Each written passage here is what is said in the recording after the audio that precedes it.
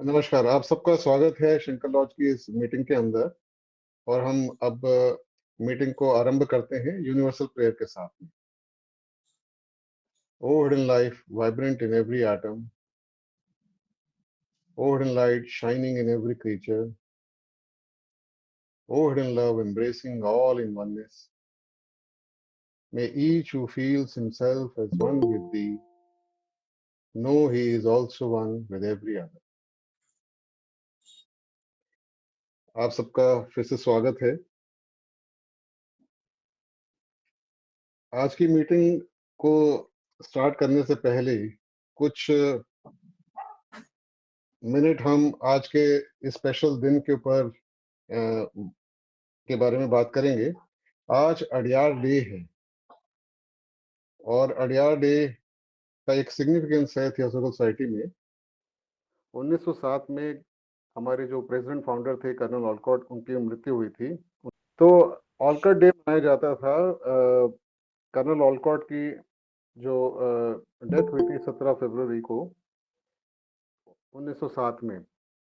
तो लोग आके वहाँ पे जहाँ पे उनका क्रिमेशन हुआ था वहाँ पे लोग आके अपने श्रद्धांजलि अर्पित करते थे।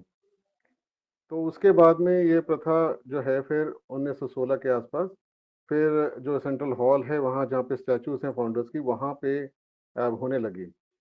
1922 के अंदर जो अमेरिकन प्रेसिडेंट थी डोरा कुन्स, फॉर्मर, उनके जो हस्बैंड थे फ्रिट्ज कुन्स, उन्होंने ये सोचा कि अडयार जो है मदर है एक टाइप की हमारे सोसाइटी की, तो वहाँ के लिए कुछ फंड्स को इकट्ठा करा जाए। उन्होंने एक यूएसए के अंदर ये प्रथा को स्टार्ट करा और फिर ये उसके बाद में धीरे धीरे करके फिर एनी बसंत जी ने इसको फिर एक्सेप्ट करा। और ये जो ऑलकॉट डे है जो इंडिया में और श्रीलंका में मनाया जाता था, उसको फिर अडयार डे बोला गया। और ऐसा कहा जाता है कि 1926 के अंदर ये पूरा फिर हमारे यहाँ पे जो अडयार है वहाँ पे ये स्टार्ट हुआ। तो ये बहुत ब्रीफ हिस्ट्री है। इसके अंदर जो मेंबर्स हैं अपने अपने लॉजेस हैं वो इकट्ठा करते हैं, कुछ पैसा डोनेट करते हैं अडयार के लिए और वो पहुँचाया जाता है वहाँ पे। अब तो ऑनलाइन होने की वजह से इतना आसान हो गया है कि हम लोग जो है उसको ऑनलाइन भी दे सकते हैं। इसका लिंक अभी थोड़ी देर में हम चैट बॉक्स में डाल देंगे कि आप में से जो डोनेट करना चाहते हैं वो डायरेक्टली जो है ऑनलाइन डोनेट कर सकते हैं। तो अडयार डे के अंदर ये भी है 17 फरवरी को जोर्डानो की ब्रूनो की भी डेथ हुई थी और जे कृष्णमूर्ति जी की भी। और उस दिन जो है बर्थ डेट है CW लेडपीटर की भी। तो ये चार महान हस्तियों के बारे में जो थियोसॉफिकल सोसाइटी के साथ में किसी न किसी तरीके से जुड़े हुए थे, ये उनके भी दिन हैं। तो इतना बहुत ब्रीफली इसका जिक्र करते हुए हम आज की मीटिंग में आते हैं। और हमारे को बहुत खुशी है शंकर लॉज को कि इंटरनेशनल जो हमारे स्पीकर हैं थियोसॉफिकल सोसाइटी के ब्रदर शेखर अग्निहोत्री, वो हमारे साथ हैं और आज ये बोलेंगे प्रोबेशन ऑन द पाथ। तो अब ज़्यादा और ना टाइम लेते हुए मैं इनवाइट करता हूँ ब्रदर शेखर अग्निहोत्री जी को। Thank you doctor Rajiv ji and सभी को प्रणाम। और मैं शुरू करने से पहले उस गुरु तत्व को याद करना चाहूंगा जिसके बारे में हम लोग अभी ये सब पढ़ने जा रहे हैं। ओम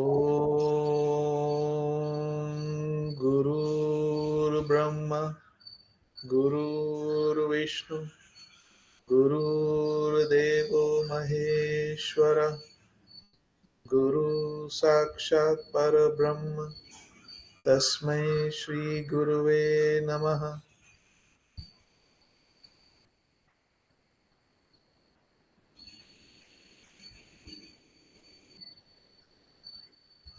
पुनः सभी को सादर प्रणाम और अडियार डे पर आप सभी को बहुत बहुत शुभकामनाएं। हो सकता है बैकग्राउंड में आपको कुछ चिड़ियों की आवाजें सुनाई दे रही हो, तो यहाँ पे जैसा कि आप लोग जानते हैं, हम लोग या जो लोग अडियार आ चुके हैं कि किस तरह का है कि बहुत ही ऐसा एटमॉस्फेयर है प्राकृतिक और आध्यात्मिक, जहाँ पर हम सभी की जो मानसिक अवस्था है या बल्कि पूर्ण चेतना की अवस्था जो है वो अपलिफ्ट होने के लिए ऊंची उठने के मौके खूब मिलते हैं। तो उसी क्रम में आज का जो हम लोग का विषय है, जैसा कि डॉक्टर राजीव जी ने कहा, प्रोबेशंस ऑन द पाथ। तो हम लोग उस पे आएंगे, लेकिन उससे पहले जो ये विषय हम लोगों ने लिया है, ये आप सभी मैसेज आपने पढ़ा होगा, जो पुस्तक है the masters and the path, जो कि C.W. लेडबीटर, जो एक बहुत ही एमिनेंट थियोसॉफिस्ट हुए हैं, थियोसॉफिकल सोसाइटी मेंबर्स से जो उन्होंने बातें की थी, जो उन्होंने टॉक्स दी थी, लेक्चर्स दिए थे, उनके अपने अनुभवों के आधार पर और उनकी अपनी जो अंडरस्टैंडिंग थी, उसके आधार पे जो उन्होंने टॉक्स और लेक्चर्स दिए थे, उसके आधार पे ये पुस्तक पब्लिश हुई है। और ये पुस्तक फर्स्ट 1925 में, ऑलमोस्ट हम लोग कह सकते हैं ऑलमोस्ट 100 साल पहले ये पब्लिश हुई थी। और लेकिन साथ ही साथ अगर हम इसका प्रीफेस पढ़ें तो उसमें हम लोग ये भी पढ़ते हैं कि जो इसमें शेयर किया गया है ऑथर के द्वारा, वो ऑथर के अपने अनुभव और उनके अपने विचारों पर आधारित है। उसको ये ज़रूरी नहीं है कि सभी लोग उसको माने या उसको हम केवल ब्लाइंड फेथ करके माने। वो सभी के लिए उनका एक शेयरिंग है, और उसको हम पढ़ें, स्टडी करें, जैसा कि हम लोग अभी करेंगे, और उस पढ़ने तक ही ना सीमित रहें, उस पर चिंतन करें, मनन करें, ध्यान करें, और देखें कि जो उसमें हम पढ़ रहे हैं वो हमारे तर्क के आधार पे, हमारे लॉजिक के आधार पे, रीजन के आधार पे, और साथ ही हमारे इंट्यूशन के आधार पर कितना वो आता है, और उसको हम कितना अधिक से अधिक जीवन में उतारने की कोशिश करें। साथ में ये कहते हुए फिर भी जब एनी बेसेंट इसका प्रीफेस में लिखती हैं कि I can personally vouch for the accuracy of nearly all, जो भी इस पुस्तक में लिखा है वो खुद कह रही हैं कि मतलब वो खुद उसको सपोर्ट करती हैं जो उसमें लिखा है, और वो ग्रेटफुल समझती हैं कि वो इस पुस्तक का प्रीफेस लिख रही हैं। और साथ में वो कहती हैं कि it is an honest account of the of things scene by the writer. तो जो राइटर यानी जो C.W. लेडबीटर हैं, उन्होंने जो भी अपने सूक्ष्म सेंसेस से, सटल सेंसेस से, वो चाहे क्लियरवॉयंस हो या चेतना की अवस्था को ऊपर उठाकर जो उन्होंने देखा हो, अनुभव किया हो, जिया हो, उसको उन्होंने बहुत ही उसका एक ऑनेस्ट यानी ईमानदार विवरण इस पुस्तक में है। तो मेरे ख्याल से ये स्टेटमेंट एनी बेसन का हम सभी को पढ़ने में बहुत सहायक होगा कि ये जो हमारे सामने रखा जा रहा है, इसको हम एक ओपन माइंड से, क्योंकि जो हम अभी पढ़ने वाले भी हैं, जैसे वर्ड आप हम लोग आगे देखेंगे, इनिशिएशन, दीक्षा या प्रोबेशन, परीक्षमाण समय, उनके बारे में बहुत सारी कस्टम्स या सेरेमनीज उससे रिलेटेड हम समझते हैं। लेकिन इस पुस्तक में उसके बारे में, और वो जो अभी डॉक्टर राजीव जी ने कहा प्रोबेशंस ऑन द पाथ या the masters and the path, तो ये पाथ क्या है और उसमें प्रोबेशन की क्या स्थान है, क्यों उसकी आवश्यकता है, उस पर भी हम लोग धीरे धीरे आएंगे। और हालांकि प्रोबेशंस एंड इनिशिएशंस हम लोगों ने शुरू में सोचा था, लेकिन वो विषय इतना वृहद हो जा रहा था कि ये लगा कि शायद एक हम लोग की स्टडी मीटिंग में शायद पूरा ना हो पाए। तो लेकिन फिर भी एक थोड़ा सा उसके बारे में एक विवरण दे के हम लोग फिर प्रोबेशन पे आएंगे। दीक्षा जो शब्द है या इनिशिएशन जो शब्द है, इनिशिएशन हम सभी जानते हैं, उसका अगर देखें तो वो लैटिन वर्ड इनिशियम से आता है, जिसका मतलब होता है एंट्रेंस या बिगिनिंग। तो इनिशिएशन मतलब किसी चीज की शुरुआत करना, टू बिगिन अप और स्टार्ट अ पर्टिकुलर एक्शन। इसी को इसको दीक्षा का अंग्रेजी अनुवाद किया गया है। दीक्षा क्या है? दीक्षा जनरली हम लोग देखते हैं कि गुरु जो है वो शिष्य को दीक्षा देते हैं। तो दीक्षा के फॉर्म में वो कोई मंत्र देता है, कोई माला देता है, कोई ज्ञान का कोई सूत्र देता है। लेकिन दीक्षा का अर्थ क्या है? जैसे इनिशिएशन का अर्थ हो गया to begin, entrance into something, entrance in the path. Path क्या है? विकास क्रम का पाथ। दीक्षा अर्थात दीयते ज्ञानम क्षीयते पापम। संस्कृत का जो रूट द है उससे आता है दीक्षा। द अर्थात देना, और क्षी मतलब टू डिस्ट्रॉय। तो देना क्या? ज्ञान, और डिस्ट्रॉय क्या करना? पाप। तो अगर हम इस संसार में देखें, और जैसा कि हम लोग थियोसॉफिकल लिटरेचर में पढ़ते भी हैं कि समस्त जो जड़ है पाप की, या जो भी संसार में हमारी दृष्टि से गलत हो रहा है, या जो सही गलत का जो भेद है, वो शुरू कहाँ से होता है? उसको हम कह देते हैं, उसका रूट सोर्स है सेंस ऑफ सेपरेटनेस, यानी द्वैतपन, कि मैं अलग हूं और बाकी सब संसार अलग है। इस अवस्था से सारी चीजें शुरू होती हैं। वो चाहे भय हो, चाहे ईर्ष्या हो, चाहे क्रोध हो, चाहे लालच, मतलब मैं अपने आप को एक अलग एंटिटी मैंने माना, सेंस ऑफ सेपरेटनेस, तो फिर ये सारी चीजें शुरू हो जाएंगी। और इसको हम कहते हैं अविद्या, या अज्ञानता, या इग्नोरेंस, या उस दूसरे शब्दों में इसको कहें यही माया का प्रभाव है। तो ज्ञान से कैसे ये खत्म हो रहा है? तो वो कौन सा ज्ञान है जिससे ये हमारा सेंस ऑफ सेपरेटनेस, यानी जो हमने अपने आप को एक सीमा में बांध रखा है, वो क्षय हो रहा है? वो ज्ञान है विस्तार का। हम जितना अपने आप को आइसोलेट करते जाएंगे, इंडिविजुअल अपने आप को पर्सनल बनाते जाएंगे, एक्सक्लूसिव बनाते जाएंगे, उतना ही हम ये जो सेपरेशन की भावना है वो मजबूत करते जाएंगे। और उसके उलट क्या है? जितना हम अपने आप को, अपनी चेतना को फैलाते जाएंगे, जितना हम बैरियर्स को जो हमने बना रखे हैं, भेदभाव के, ये सब बैरियर्स ही हैं। ये अपने आप को संकुचित करना है कि हम अपने आप को किसी धर्म, किसी जाति, किसी देश, किसी परिवार, या सोशल स्टेटस, जिससे भी हम अपने आप को अटैच कर लेते हैं, उससे हम सीमित हो जाते हैं।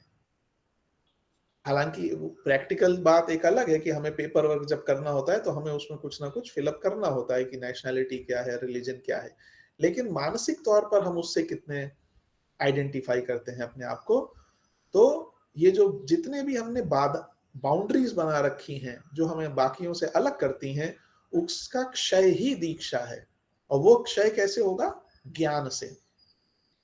और दीक्षा जो है वो बेसिकली वो एक स्थिति है जिसमें हमारी चेतना का कुछ बहुत ही स्पेसिफाइड एक्सपेंशन ऑफ कॉन्शियसनेस होता है, जिसमें कि जो भी व्यक्ति उसमें एंटर करता है, उसको कुछ हद तक कुछ उसकी चेतना का विस्तार होता है, जिससे वो और अपने आप को केवल अपने में सीमित ना मानते हुए उसके अंदर कंपैशन, दूसरों के प्रति संवेदनशीलता बढ़ती है।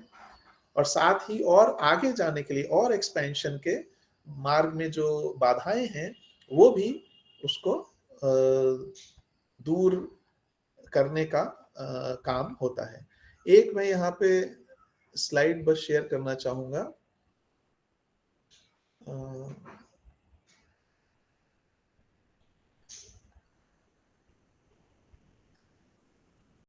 हाँ जी बिल्कुल।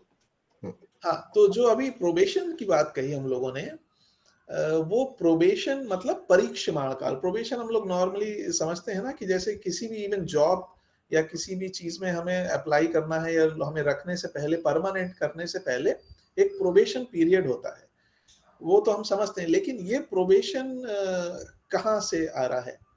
तो एक जो बात कही पाथ की, वो पाथ क्या है? पाथ वो जो पथ या जो रास्ता है, उसको हम कह सकते हैं कि वो एक अनिवार्य तीर्थ यात्रा है, ऑब्लिगेटरी पिलग्रिमेज जो हम सबको करनी है, और जाने अनजाने हम सभी वो कर रहे हैं। जो जान चुके हैं, केवल दो तरीके के लोग हैं, जो जान चुके हैं कि वो उस पाथ में हैं और उसको फॉलो करने का प्रोसेस कोशिश कर रहे हैं, और जो अभी नहीं जाने हैं और अनजाने ही मतलब नेचर के प्रभाव के अंतर्गत उसको फॉलो कर रहे हैं।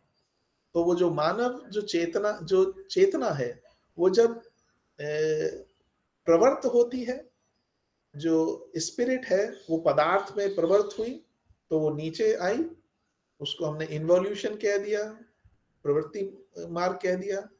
लेकिन फिर वो जब डेवलप होते होते सभी, मैं बहुत जल्दी में यहाँ पे कह रहा हूँ एक सेंटेंस में, एज्यूमिंग दैट हम लोगों ने वो पढ़ा होगा कि वो विभिन्न एलिमेंटल किंगडम से होते हुए, खनिज किंगडम से होते हुए, वनस्पति पशु किंगडम से होते हुए फिर मनुष्य जगत में विकास के क्रम में है। और मनुष्य विकास क्रम से भी आगे जाने के लिए कहां पर, जहां पे वो चेतना इन सभी लेवल चेतना के स्तरों पर बिल्कुल फ्री होके कार्य कर सके, यानी सुपर ह्यूमन जो स्टेज है विकास क्रम की, उसमें जाने के लिए वो जो पाथ है, वो बहुत सारे पाथ हैं। वो हम भक्ति मार्ग कह सकते हैं या योग मार्ग कह सकते हैं, वो अलग अलग किसी भी मार्ग से व्यक्ति जा सकता है। उसी में से उस मार्ग पे जो माइलस्टोन्स हैं, वो माइलस्टोन्स का नाम एक तरीके से हम कह सकते हैं दीक्षाएं हैं। और वो दीक्षाएं कौन देगा, ऑफ कोर्स हम लोग आगे पढ़ेंगे वो दीक्षाएं कैसे होती हैं। लेकिन दीक्षा देने के पहले तो एक कोई होना चाहिए, यानी गुरु होना चाहिए और शिष्य होना चाहिए। लेकिन गुरु शिष्य का संबंध होने से पहले भी गुरु शिष्य बड़ी मुश्किल से लेता है, क्योंकि ये बहुत बड़ी एक रिस्पॉन्सिबिलिटी का काम है। क्योंकि जब कोई गुरु किसी को शिष्य के फॉर्म में अपनाता है, तो फिर उस शिष्य के द्वारा की जाने वाली गलतियां या जो भी एक तरीके से हम कह सकते हैं ब्लंडर, सही या गलत जो भी है, उन सब का प्रभाव गुरु पर भी पड़ता है। तो इसीलिए कोई भी इवन हम अगर अपनी प्रैक्टिकल लाइफ में भी देखें, तो पहली बात तो किसी को हम कोई अगर सेक्रेटरी भी या किसी को अपना असिस्टेंट भी रखना होगा, तो ऐसे व्यक्ति को रखेगा जिसको अच्छी नॉलेज हो उस काम की, ना कि किसी बिल्कुल ही ऐसे व्यक्ति को जिसको उस बारे में कोई नॉलेज ना हो और सही के बदले अच्छे नुकसान ज्यादा हो, कंपनी का नुकसान हो, सबका नुकसान हो। तो इसके लिए जो पहले गुरु है वो पहले उस व्यक्ति को प्रोबेशन पे रखता है। लेकिन किस व्यक्ति को, शुरुआत कहाँ से होती है, कहते हैं कि जब हम मनुष्य योनि में भी बहुत लंबे समय से मतलब कहने को तो कहते हैं कि हम लोग लगभग 700 हमारे जो जन्म है वो बहुत ही एवरेज लेवल पे निकलते हैं। उसके बाद जब उसमें से जो कुछ मनुष्य होते हैं वो आदर्शों पर अपना जीवन जीते हैं, मतलब वो भले ही सच्चाई का आदर्श हो, अहिंसा का आदर्श हो, ईमानदारी का आदर्श हो, या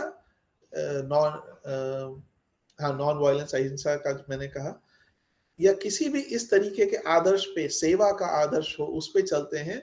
तो ऐसे लोगों का जो कारण शरीर है वो एक चमकता हुआ, अगर एक कम वॉट का बल्ब है या एक ज्यादा वॉट का बल्ब है, तो उसमें ज्यादा चमक उत्पन्न होती है। और ये जो एडेप्ट्स हैं या मास्टर्स हैं, महात्माज हैं, उनके नजर में केवल उसी की वैल्यू है। उनको हमारे फिजिकल बॉडी पर्सनैलिटी से उतना अधिक वो नहीं है जितना कि हमारा कारण शरीर में कितना विकास हुआ है। वहां से वो देख सकते हैं कि किसने कितना अपने जीवन में प्रगति की है और कौन उनका पर्सन ऑफ इंटरेस्ट है। और उसी आधार पे वो व्यक्ति को, जो भी है इंडिविजुअल को, उसको इस मार्ग पे आने के लिए कि वो जो जितना समय वो अपने शेष कर्मों को निपटाने के लिए या आगे बढ़ने के लिए वो शायद 10-15 जन्म लगाता व्यक्ति, उसको शायद कुछ ही जन्मों में निपटा के आगे के काम के लिए रेडी करने का जो एक प्रोसेस है वो इन्हीं सब के माध्यम से होता है। तो जब कोई व्यक्ति अपने जीवन को आदर्शों के आधार पर जीना शुरू करता है, वो महात्माओं की नजर में आता है, उसको वो प्रोबेशन पे लेते हैं। वो कैसे लेते हैं वो हम लोग आगे देखेंगे। और प्रोबेशन पे लेने के बाद जब वो देख लेते हैं कि हाँ भाई व्यक्ति इंप्रूव कर रहा है, तो एक और अगले स्टेप पे आते हैं जिसमें कि उसको सन या चाइल्ड ऑफ मास्टर कह सकते हैं, कि मतलब प्रोबेशन से वो और निकट आ गया है लेकिन अभी भी एक्सेप्टेड नहीं हुआ है। फिर जब वो कंटिन्यू अपनी प्रोग्रेस दिखाता है व्यक्ति उस मार्ग पे, तो वो एक्सेप्टेड प्यूपिल होता है, यानी शिष्य के रूप में स्वीकार किया गया व्यक्ति। और फिर जब वो और कंटिन्यू उसी डायरेक्शन में करता है, कम गलती करते हुए और आगे बढ़ता है, तो जाके कहीं जो पहली इनिशिएशन है या पहली दीक्षा है वो होती है, उसको बुद्धिस्ट धर्म में श्रोतापन या हिंदू धर्म में परिव्राजक कहते हैं। सेकंड इनिशिएशन सक्रागामी या कुटीचक कहते हैं। सक्रागामी अर्थात वन मोर, मतलब उसको एक जन्म और आना पड़ेगा अपना वो पूरी करने के लिए। थर्ड दीक्षा को अनागामिन, अर्थात उसको अब कोई जन्म नहीं लेना है आगे, या हंस स्थिति जो है। और चौथी दीक्षा यानी अरहत, यानी जो एलिजिबल हो गया है, योग्य हो गया है, उसी को हिंदू धर्म में परमहंस के इक्विवेलेंट रखते हैं। और जो पांचवी दीक्षा है उसको एडेप्ट या परफेक्ट या अशेख, यानी जिसका कुछ नहीं शेष रह गया, या जीवन मुक्त जो हो गया। तो ये बेसिकली अगर देखें तो ये चेतना की एक पर्टिकुलर लेवल की स्थितियां हैं, टाइटल्स हैं। और जो व्यक्ति उस पे अपने श्रम से, अपनी मेहनत से पहुंचता है, तो वो उसको प्राप्त करता है और उस पे मार्ग पे आगे बढ़ता है। तो आज हम लोग प्रोबेशन की बात कर रहे हैं कि प्रोबेशन का मतलब हम लोगों ने देखा कि बेसिकली अंडर ऑब्जर्वेशन। तो बेसिकली प्रोबेशन का मतलब है कि व्यक्ति अंडर ऑब्जर्वेशन है गुरु के। लेकिन हाउ, यहाँ तो हम देखते हैं कि भाई व्यक्ति हमारे ऑफिस में काम कर रहा है और हम उसको ऑब्जर्व कर रहे हैं कि वो कितनी गलतियां या क्या कर रहा है। लेकिन हम तो यहाँ जीवन जी रहे हैं और जो एडेप्ट्स हैं वो तो अपनी फिजिकल बॉडी में कहीं बहुत दूर हैं। तो वो हमें कैसे देख रहे हैं या वो कैसे हमें ऑब्जर्व कर रहे हैं, तो इसका एक बहुत ही ऑकल्ट प्रोसेस है। हालांकि कहने में बड़ा सिंपल सा लगता है, सुनने में बड़ा सिंपल सा लगता है कि इस काल में, परीक्षमा काल में, जो गुरु है, जो मास्टर हैं, वो मेंटल, एस्ट्रल और ईथरिक मैटर जो है, यानी मानसिक और एस्ट्रल और जो ईथरिक लेवल है, उसका पदार्थ लेके, जो कि उस व्यक्ति का एग्जैक्ट काउंटर पार्ट होगा, उसी की प्रकृति का हो, कि जो जैसा मेरा ईथरिक बॉडी है, एस्ट्रल बॉडी है, मेंटल है और कॉजल बॉडी है, उसी के अकॉर्डिंग का पदार्थ लेके एक वो इमेज बनाते हैं अपने पास। ऑफ कोर्स सूक्ष्म इमेज ही होगी क्योंकि वो फिजिकल नहीं है। अब और कुछ ऐसा ऑकल्ट अरेंजमेंट है या ऑकल्ट प्रोसीजर है, वो ऐसा लिंकेज है जिसमें कि मेरे अंदर दिन भर में जो भी विचार, भावनाएं, इच्छाएं, नेगेटिव, पॉजिटिव, अच्छी बुरी जो भी आ रही हैं, वो सब उसमें रिफ्लेक्ट होंगी। अब ये कहने में हम बड़ा अपने फेथ में मान सकते हैं, अरे अच्छा ऐसा होता है, लेकिन हम सोच सकते हैं कि कितना गूढ़ प्रोसेस इसके पीछे होगा। लेकिन इसका एक उदाहरण भी हम लोग देख सकते हैं कि कैसे, देखिए अगर हम, चूंकि हम लोगों को मालूम नहीं है, तो हम लोग उसको बहुत ही अचंभे से देख सकते हैं, मिरेकल से देख सकते हैं। लेकिन आमतौर पे अपने जीवन में भी देखें कि जैसे माँ और बच्चा है, अब साइंटिस्ट भी प्रूव करने लग रहे हैं कि माँ और बच्चे के बीच में एक कनेक्शन हमेशा रहता है, मैग्नेटिक कनेक्शन। या जो ट्विंस हैं उनके बीच में एक मैग्नेटिक कनेक्शन रहता है, जो ऑफ कोर्स हम अपनी फिजिकल आंखों से नहीं देख सकते क्योंकि वो फिजिकल कनेक्शन नहीं है। या आज के समय में हमें और आसानी से समझ में आ सकता है कि हम लोग, सभी लोग लगभग वाईफाई, ब्रॉडबैंड यूज करते हैं। पहले वो केबल वाला इंटरनेट होता था तो केबल हमें कनेक्ट करना पड़ता था, लेकिन अब वाईफाई हो गया है तो हर जगह वाईफाई चलता है।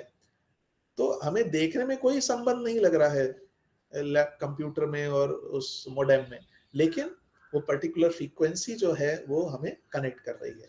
तो मे बी इस तरीके की कुछ बहुत ही एडवांस्ड जो साइंस है उसका उपयोग करते हुए उस इमेज का लिंक हमारे से रहता है, और उसमें जो भी हम यहाँ हमारे अंदर रिएक्शंस हो रही हैं वो उसमें रिफ्लेक्ट होती हैं।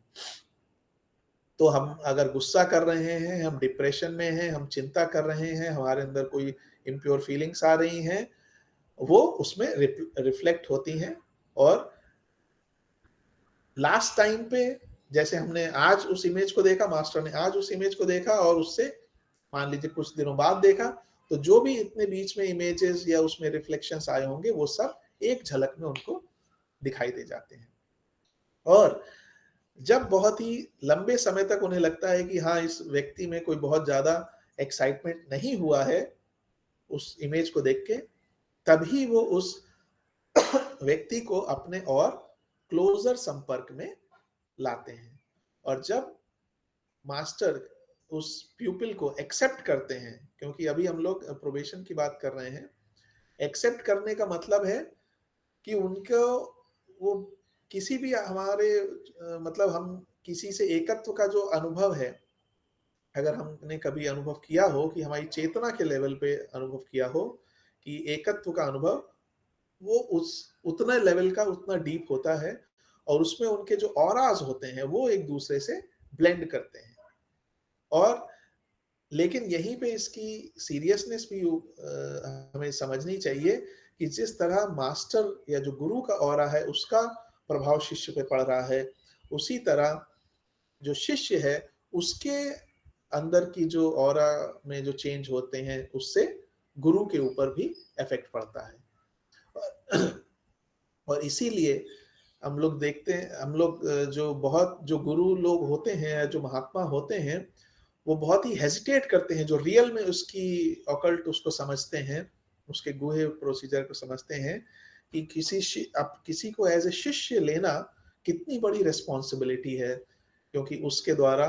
और इसीलिए ये जो प्रोबेशन का टाइम है या उसके बाद का भी जो टाइम है, वो एक तरीके से ये सुनिश्चित करना है कि जो व्यक्ति को हम अपने सर्कल ऑफ कॉन्शियसनेस में ले रहे हैं उसके आने से, हालांकि चांसेस हमेशा बने रहते हैं जब तक कि वो शिष्य दीक्षाओं को क्लियर करते हुए खुद अरहत या अडेप्ट नहीं बन जाता है, लेकिन फिर भी कुछ चांसेस लेते हुए भी जो व्यक्ति दिखाया है जिसने कि उसके अब अपने कैरेक्टर से, अपने बिहेवियर से, अपने रिएक्शन से कि उसको वो डिपेंडेबल है, तो उसको वो अपने और क्लोजर सर्कल में लेते हैं। और ये जरूरी नहीं है कि जो व्यक्ति को वो प्रोबेशन पे रख रहे हैं वो किसी दूसरे व्यक्ति से बेटर ही हो, केवल ये होता है कि वो व्यक्ति शायद मास्टर के कार्य के लिए कुछ किसी दूसरे व्यक्ति से ज्यादा सूटेबल है। क्योंकि और ये टेस्ट रखना इसीलिए भी जरूरी है क्योंकि कई बार शुरू में कोई व्यक्ति अपने एंथुसियाज्म की वजह से, अपनी ऊर्जा की वजह से लगेगा कि शायद अरे वाह ये तो बहुत ही बढ़िया कैंडिडेट है इस मार्क के लिए, लेकिन over a period of time जो है वो व्यक्ति थक के या डिप्रेस होके या फ्रस्ट्रेट होके वो छूट जाता है, वो अलग हो जाता है। इसीलिए जब इस मार्ग पे हो व्यक्ति, भले ही प्रोबेशन पे हो या उससे पहले भी हो, तो उसको स्लोली लेकिन स्टेडीली अपनी इमोशनल फीलिंग्स, अपने इमोशंस पे काम करना चाहिए और संतोष के साथ, सफिशिएंट कामनेस के साथ और प्योरिटी के साथ इस मार्ग पे आगे बढ़ना चाहिए। और ये सुन के हमें लग रहा होगा कि शायद केवल वो नेगेटिव देखने के लिए ही ये इमेज बनाते हैं मास्टर, नहीं। जो हमारे जो नेगेटिव इमोशंस, रिएक्शंस होती हैं वो तो रिफ्लेक्ट होती हैं, लेकिन जो व्यक्ति उस समय में अच्छी काम करता है, जो उसके अंदर हायर वाइब्रेशंस हो, चाहे लव की हो, कंपैशन की हो या सर्विस का कोई थॉट हो, वो सब पूरा का पूरा हमारा ईथरिक, एस्ट्रल और मेंटल जो इफेक्ट है वो पूरा का पूरा वहां पे रिफ्लेक्ट होता है। और एक चीज इसमें और है, हम लोग ये भी कह सकते हैं कि अगर ये ऐसा ही है तो संसार की तो पॉपुलेशन कितने बिलियन है, तो मास्टर्स लोग क्यों नहीं सभी को, सभी को नहीं, लेकिन क्यों नहीं ज्यादा से ज्यादा लोगों को प्रोबेशन पे लेके जल्दी जल्दी एग्जाम पास करा दें, और तो इस संसार का हाल कुछ अच्छा हो जाए। वो नहीं कर सकते हैं, उसमें भी हमारा ही भला इस तरीके से छुपा हुआ है, क्योंकि वो किस तरीके से हमें आगे बढ़ाएंगे, वो हमारे सामने कोई अपॉर्चुनिटी देंगे। ऑफ कोर्स ऐसा नहीं कि प्रकट हो के अपॉर्चुनिटी, बट हमारे डे टू डे लाइफ में कोई सिचुएशन ऐसी डेवलप होगी कि हमारा रिएक्शन क्या है देखने के लिए। अगर व्यक्ति उस अपॉर्चुनिटी को ले लेता है और उसको उसमें आगे बढ़ जाता है, सेवा का काम हो या कोई भी इस तरीके का काम हो, तो उसके लिए अच्छा है। लेकिन अगर हम अपनी केयरलेसनेस की वजह से, अपने लेजीनेस की वजह से, अपने असंवेदनशीलता की वजह से अगर हमने वो अपॉर्चुनिटी जो उनके द्वारा दी गई है वो मिस कर दी, तो क्या होगा, अगली बार वो काम को करना हमारे लिए और मुश्किल हो जाएगा। यानी एक अपॉर्चुनिटी हमें आई और हमने उसको नहीं ली, अगली बार उसी काम को करने के लिए बेसिकली हमने कुछ कुछ ना करके हम आगे तो नहीं बढ़े, लेकिन हम और पीछे हो गए। तो अब हमें और आगे बढ़ने के लिए और एक्स्ट्रा एफर्ट करना पड़ेगा। इसीलिए जो मैंने शुरू में बात कही थी कि मैन पर्सन ऑफ आइडियल्स, यानी जब भी कि कोई व्यक्ति को वो देखते हैं कि कोई इस तरीके का जीवन जी रहा है जिसने इस दिशा में काफी काम कर रखा है, उसी को वो इंटरेस्ट लेते हैं। और जो प्रोबेशन का काल है वो बेसिकली मुख्यतः उसको ऑब्जर्व करना है व्यक्ति को, और कभी कभी उसका यूज करना है किसी भलाई के कार्य में। ऐसा नहीं है कि वो कोई बहुत ज्यादा ड्रामेटिक और स्पेशल कंडीशंस व्यक्ति के सामने खड़ी कर देंगे, स्पेशली जबकि अगर कोई एडल्ट है, मान लीजिए जो एडल्ट फिजिकल बॉडी में है, अगर उसको कोई अंडर ऑब्जर्वेशन है, तो वो जनरली जो हमारी डे टू डे लाइफ है उसमें भी हमें कोई ऐसा नहीं है कि स्पेशली कोई हमें टेस्ट दे। हम ट्रैफिक में जा रहे हैं, जाम में फंस गए हैं, तो हमारा रिएक्शन कैसा है। हम डॉक्टर के यहाँ गए हैं, वेट कर रहे हैं, लेकिन मान लीजिए हमें, या किसी लाइन में लगे हैं और किसी ने लाइन कट करके कोई हमारे सामने आ गया, तो हमारी कैसी रिएक्शन है। और डिफरेंट, या मान लीजिए हमारे घर में कोई असिस्टेंट है, वो सफाई के लिए आया है, उसने ठीक से सफाई नहीं की या आया ही नहीं, तो हम कितने इरिटेट हो रहे हैं। ये सारी की सारी चीजें खुद में एक उनके लिए ऑब्जर्वेशन का काम करती हैं कि व्यक्ति का जो प्रोग्रेस है वो किस तरीके की हो रही है। और ये जो प्रोबेशन का काल है, परीक्षमाण काल है, इसके बारे में भी प्रश्न उठता है कि ये भाई कितना लंबा होगा, कितना बार लंबा हमें टेस्ट देना पड़ेगा। तो इसका टेस्ट का जो समय है वो कोई फिक्स नहीं है। ये कुछ दिन भी हो सकता है, कुछ हफ्ते भी हो सकता है, कुछ महीने भी हो सकता है, और कुछ जीवनों के लंबा भी हो सकता है। डिपेंड सब कुछ करता है व्यक्ति पर। जैसे हम जय कृष्ण मूर्ति का जीवन देखते हैं, जिन्होंने at the feet of the master पुस्तक लिखी, और कैसे वो, हालांकि उनकी तैयारी वैसी थी, लेकिन एक ही जीवन में अगर हम देखें तो वो किस तरीके से उन्होंने प्रगति की। और कोई दूसरा व्यक्ति हो सकता है जो भाई इस मार्ग पे आए, वो कुछ प्रोग्रेस करे, फिर थोड़ा पीछे जाए, फिर थोड़ा आगे जाए, फिर आगे जाए, और इस तरीके से जैसी व्यक्ति के अंदर डेडिकेशन और डिटर्मिनेशन होगी, उसी के हिसाब से वो आगे बढ़ेगा। लेकिन अब हम लोग आते हैं इसमें, एक बहुत बड़ा रोल प्ले करता है प्रोबेशन से लेके या आगे मार्ग पे बढ़ने के लिए, वो है, एक बड़ा रीजन है effect of cruelty to children. और इसको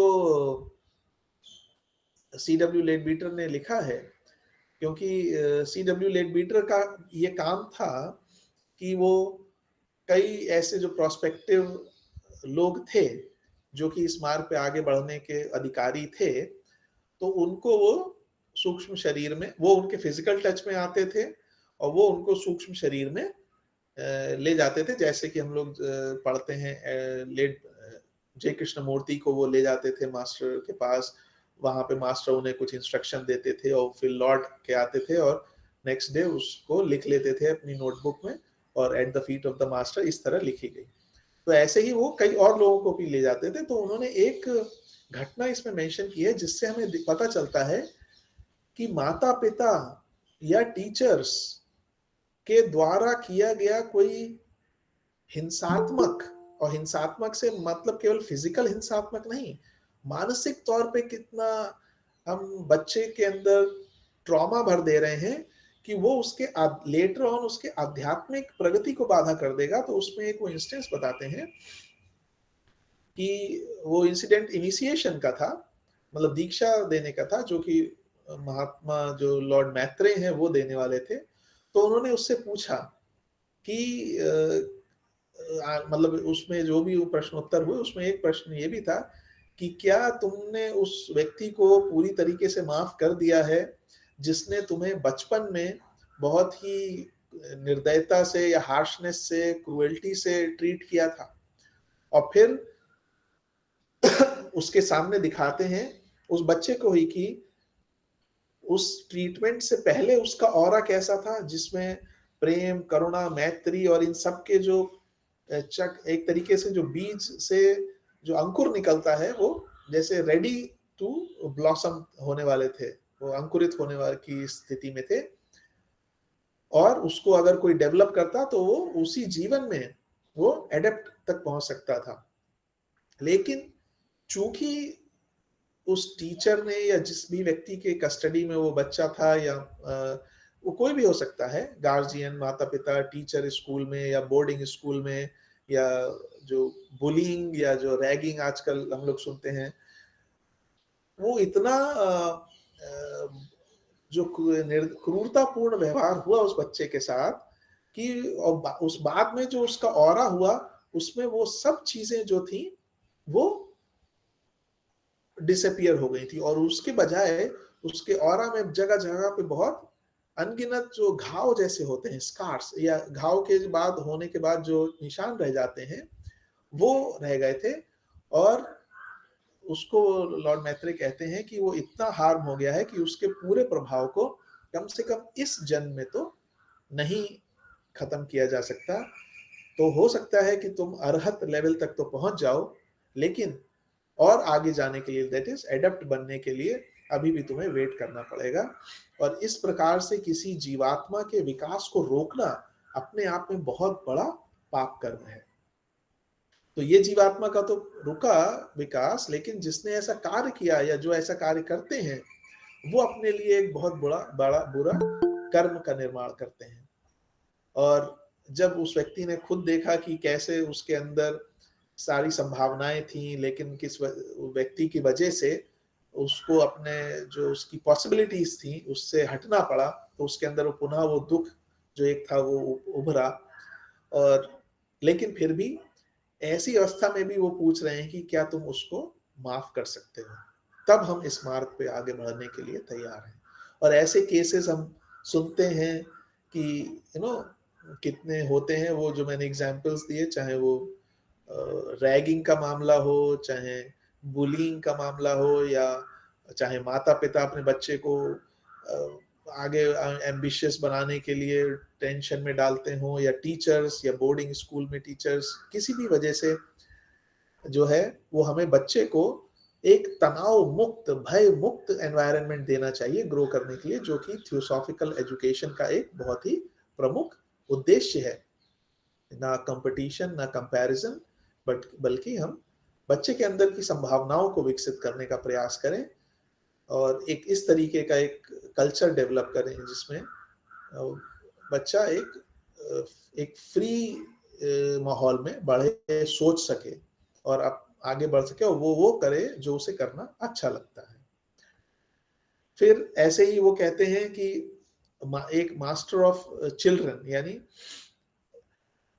अभी उन्होंने बताया कि जो लॉर्ड मैत्रेय हैं उनको, लॉर्ड मैत्रेय जो मेरे ख्याल से सभी अध्ययन किया हुआ है, लॉर्ड मैत्रेय ही वो हैं जिनके बारे में हम लोग पढ़ते हैं कि जो वो क्रिस्टोस, जो चेतना है, जो चेतना पे वो काम करते हैं, वही कभी कृष्ण रूप में आते हैं, या जीसस के में जो क्रिस्टोस प्रिंसिपल है वो उतरता है, वो इन्हीं लॉर्ड मैत्रेय जो हैं वो उसी कब समय समय पर वो उतरते हैं, चाहे तो अपने अवतारों के माध्यम से या अपने कोई शिष्य को भेज के कोई धर्म स्टैब्लिश करना होता है या एजुकेशन कोई प्रिंसिपल या फिलॉसफी डेवलप करनी होती है, वो सभी उनके द्वारा होती हैं। और एक समय पे वो मतलब हजारों लाखों मनुष्यों को या जो एंजल किंगडम है उनको वो उनकी चेतना को या उनके लेवल को ऊंचा उठाने के लिए कार्य करते हैं। उन्हीं के जो नेक्स्ट लेवल पे उनके जो इस दिशा में काम करने वाले हैं, जिनके बारे में हम लोग पढ़ते हैं, जो थियोसॉफिकल सोसाइटी के फाउंडर, इनर फाउंडर्स भी हैं, मास्टर KH, मास्टर कुथुनी, वो जिनके बारे में कहा जाता है कि वो आगे आने वाले समय में उस लेवल पे होंगे। तो जाहिर सी बात है कि उन्हीं के पास ज्यादातर लोग जो प्रोबेशन पे या जो एक्सेप्टेड होते हैं, वो उन्हीं के पास उनको ले जाना पड़ता है। वो सभी उन्हीं के अंडर में शुरू करते हैं ज्यादा से ज्यादा।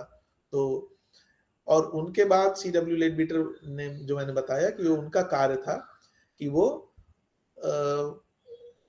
आप जो लेके जो लोग पॉसिबल कैंडिडेट्स होते हैं, वो कैसे फिजिकल प्लेन पे उनके कांटेक्ट में लाए जाते हैं और फिर उनको वो या तो सूक्ष्म शरीर में मास्टर के पास ले जाते हैं। और सूक्ष्म शरीर में मास्टर के पास ले जाना ऐसी, ये भी एक कहने को अकल्ट प्रोसेस है जब कॉन्शियसली किया जाए, लेकिन हम सभी करते हैं अनकॉन्शियसली, अनजाने। जब हम सोते हैं या जब हम ध्यान में होते हैं, गहरे ध्यान में होते हैं, तो जो कई बार हम अनुभव कर सकते हैं उसको, स्वप्न में जो हम देखते हैं, वो कई बार जो स्वप्न होते हैं, लोअर लेवल के स्वप्न को अगर हटा दें, वो स्वप्न एक्चुअली हमारे सूक्ष्म जगत में हमारी यात्राओं का एक पिक्टोरियल रिप्रेजेंटेशन होते हैं। कि जो हम सोते समय जो हमारा सूक्ष्म शरीर ट्रैवल करता है या जो कार्य करता है जीवात्मा, उसके वो चीजें हैं जो हम कैच करते हैं और उनको हम ड्रीम्स कह देते हैं या स्वप्न कह देते हैं।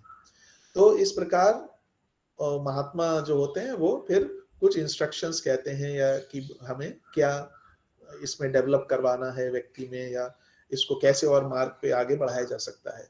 तो उन एडवाइसेस में से, उन जो इंस्ट्रक्शंस हैं, उनमें से कुछ हम लोग अगर पढ़ें तो वो हम देखेंगे कि वो बहुत ही इंपॉर्टेंस है और हमारी डे टू डे लाइफ से कितना वो मैच करती है। मैंने कुछ उसमें नोट की हैं।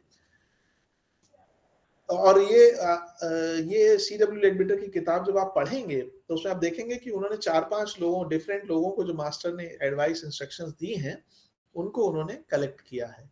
तो उसमें वो कहते हैं कि अगर हमें वास्तव में इस मार्ग पे प्रोग्रेस करनी है तो स्लीपलेस विजिलेंस, यानी हमें हर समय सजग, अवेयर रहना होगा। किस बात के लिए? रेडी टू सर्व, यानी सेवा के लिए हमें हमेशा तत्पर रहना होगा। हमेशा उन केवल हम अपॉर्चुनिटीज को या मौकों को खोजें ही नहीं, बल्कि क्रिएट करें कि कैसे हम ज्यादा से ज्यादा कितनी हम सेवा दे सकते हैं। और हम लोग, एक राल्फ वॉल्डो एमर्सन हुए हैं फिलोसफर, उनका एक स्टेटमेंट है, the purpose of life is not to be happy, the purpose of life is to be useful. कि हम कितना अधिक से अधिक अपने आसपास की सराउंडिंग्स या दूर की जो दूर के जो एनवायरनमेंट है उसके प्रति हम कितने यूजफुल हो सकते हैं।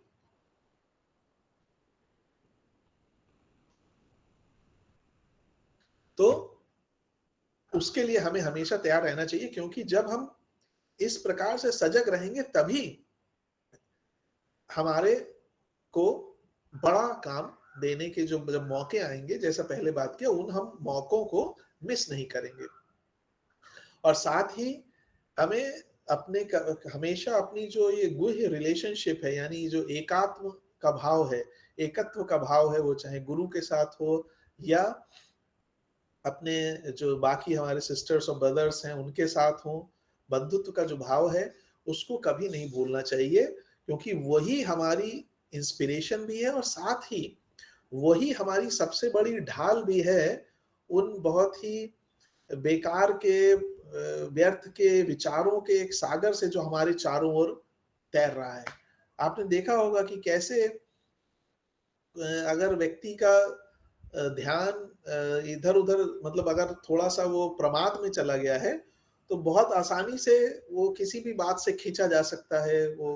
और हम देखते हैं आजकल जो चीज़ें हो रही हैं, कितना उसमें इस बात की संभावना है होने की। तो अगर हम हमेशा उस जो शुरू में प्रार्थना भी हुई, hidden light, hidden light, hidden love, hidden life, hidden light, hidden love, उसको अगर हम हमेशा याद रखें, तो ये जो व्यर्थ के विचारों का समूह है उन और इमोशंस का जो प्रभाव है, उनसे हम काफी हद तक बचे रह सकते हैं। दैनिक लाइफ की जो केयरलेसनेस और पेटीनेस है, वो हमारे लिए बिल्कुल असंभव हो जानी चाहिए। आप इमेजिन करिए कैसे कई बार छोटी-छोटी बातों पर लोग इरिटेट होते हैं, छोटी-छोटी बातों पर झगड़ा हो जाता है, बल्कि सड़क पे जो आजकल आप हम देखते हैं रोड रेज की घटनाएं हैं। अरे भाई, किसी ने ओवरटेक कर लिया तो ओवरटेक कर लेने दीजिए, क्या उसमें हमें लड़ाई करनी है। या किसी से हल्की सी टक्कर हो गई तो वो बहुत बड़ी घटना हो जाती है और उसमें बहुत बड़ी चीजें हो जाती हैं। तो ये सारी चीजें एटलीस्ट जो व्यक्ति इस मार्ग पर है उसके लिए असंभव हो जानी चाहिए। भले ही आप इस बात के लिए संवेदनशील रहें कि हाँ, दूसरा व्यक्ति अभी भी उसको कर सकता है, तो उसके प्रति भी हम बहुत ज्यादा क्रोधित ना हो कि दूसरा व्यक्ति ऐसा हो गया। तो फिर हमारा तो टेस्ट ही वही है कि भले ही दूसरा व्यक्ति कर रहा है, तो क्रोधित होने के बजाय हम उसको समझने का प्रयास करें। और भले ही ये संसार ना हमें समझे, ना हमारी बातों को समझे, बल्कि उल्टा क्रिटिसाइज करे, क्योंकि आजकल के समय में अगर हम देखें तो वो व्यक्ति ज्यादा कह लीजिए उसको एक, मतलब उसकी अप्रिशिएट किया जाता है जो बहुत ज्यादा क्लेवर है।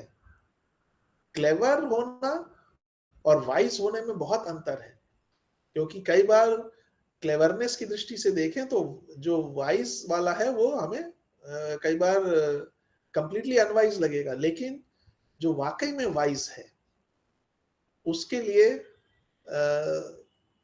बहुत ही कंप्लीटली डिफरेंट चीजों दिखती हैं कि अब जो क्लेवर है उसको ये कबीर का दोहा कभी समझ में नहीं आएगा कि जब मैं दूसरे को ठगता हूं तो मुझे दुख होता है, जब दूसरा मुझे ठगता है तो मुझे सुख होता है।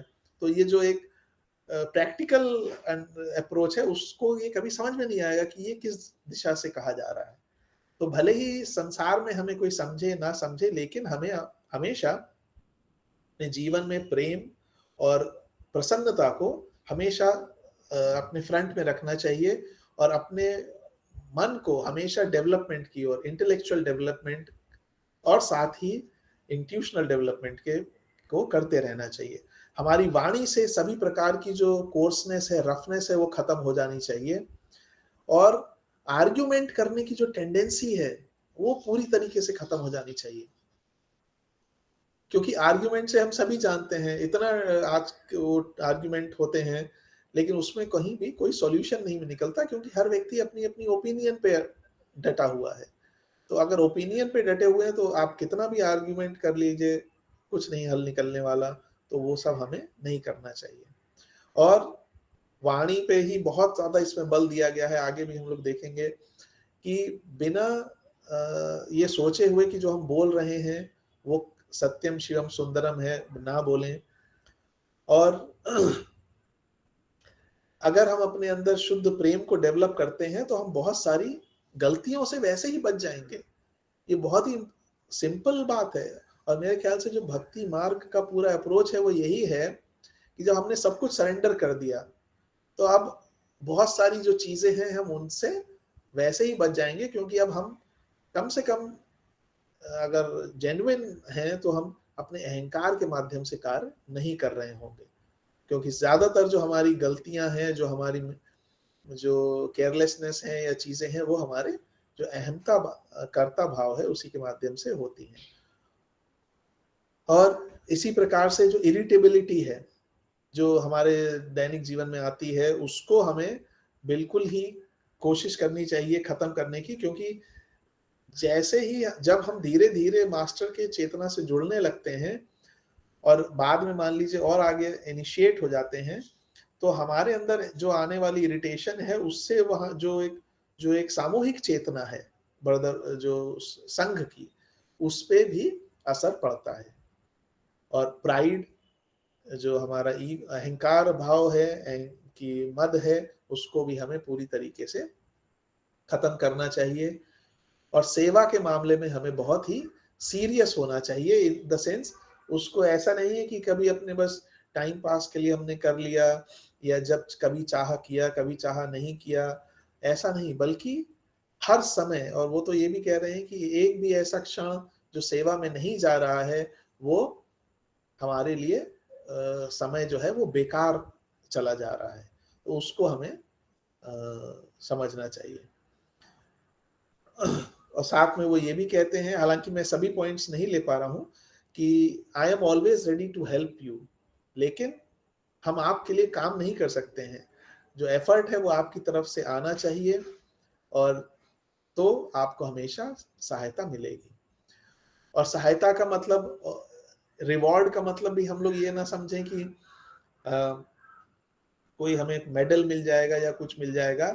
अक्सर आप यहाँ भी हम लोग देखते हैं कि जो व्यक्ति बहुत अच्छा काम करता है और बहुत ही रिस्पॉन्सिबल होता है, उसको और काम मिल जाता है। तो वही वो कह रहे हैं, लेकिन साथ में इस यहाँ पे जब हम बात कर रहे हैं तो उस कार्य को करने की शक्ति भी प्राप्त होती है, कि आपको ज्यादा काम सेवा का मिल रहा है, लेकिन साथ ही साथ फिर आपकी जो कैपेसिटीज हैं उनमें भी बढ़ावा मिलता है। फिर वो उस व्यक्ति जिसको ये संदेश दे रहे हैं, इंस्ट्रक्शंस, अगेन वो ये कह रहे हैं कि ये बहुत अच्छी बात है कि आप में प्रेम की एक जो नेचुरल सबको प्रेम करने का जो विचार है वो बहुत ही अच्छा है, लेकिन उसमें कहीं से भी प्राइड ना आने दें। जैसे कि बहुत से शिष्यों के साथ ऐसा होता है, कईयों के हम लोग जो महात्मा लेटर्स पढ़ते हैं उसमें इंस्टेंसेस आते हैं, कैसे कौन किस चीज में गिर जाता है या कौन व्यक्ति किस में उसकी वीकनेस है, और वो वहां से आगे नहीं बढ़ पाता। तो इसलिए विनम्रता को हमें सबसे अपने डेवलप करना चाहिए, बल्कि जितना ज्ञान बढ़ता जाता है, प्रज्ञान बढ़ता जाता है, तो विनम्रता भी और बढ़ती जानी चाहिए। और ये कह रहे हैं कि हमें सबसे एकत्व का अनुभव करना चाहिए, बल्कि केवल ये नहीं कि आप समझें कि आज बाकी सब आपके जो ऑरा है उसके प्रभाव में आ गए हैं, साथ ही साथ आपको उन सबके साथ भी एकत्व का अनुभव करना चाहिए। क्योंकि कई बार उसमें भी अहंकार आ जाता है कि मैंने अपने आप को इतना विशाल कर लिया कि सब मेरे अंदर समाहित हैं, लेकिन क्या मैं भी दूसरों के अंदर समाहित हूँ, ये भाव भी हमें डेवलप करना चाहिए। और सबसे बड़ी बात कि हमें अपने जो दूसरे भाई बंधु हैं उनको समझने का, उनके अंदर क्या भाव है, एक्शन से ज्यादा उनके अंदर के भाव को समझने का, सिंपैथाइज करने का प्रयास करना चाहिए, बजाय उनको क्रिटिसाइज करने के। साथ में हम एक उनकी जो एडवाइस है उसमें वो कहते हैं डॉटर, यानी मतलब कहने का अर्थ है कि वो जो व्यक्ति है प्रोबेशन पे, वो कोई जैसे हम लोग एनी बेसेंट या एचपी ब्लवास्की को जानते हैं, उनको वो उपासिका कहते थे। तो ऐसे ही वो एक दीक्षित एक शिष्य को कहते हुए कह रहे हैं, या प्रोबेशन पे कह रहे हैं कि डॉटर, कि तुमने बहुत अच्छा किया है क्या करके कि तुमने एक दूसरी पवित्र जीवात्मा को इस मार्ग पे लाया है। ये एक बहुत बड़ा कार्य है। जैसे एक मेरे ख्याल से बाइबल में एक सेंटेंस आता है, या कहाँ आता है कि जब आप किसी दूसरे के लिए, किसी दूसरे के यहाँ आप फूल बोते हैं, तो आपके अपने गार्डन की जो खरपतवार है वो उतनी ही मात्रा में हट जाती है। इसका अर्थ समझने का कोशिश करें कि हम अपने प्रोग्रेस के बजाय, क्योंकि कई बार अपना प्रोग्रेस करने में भी हमारी सेल्फिशनेस छुपी हुई है।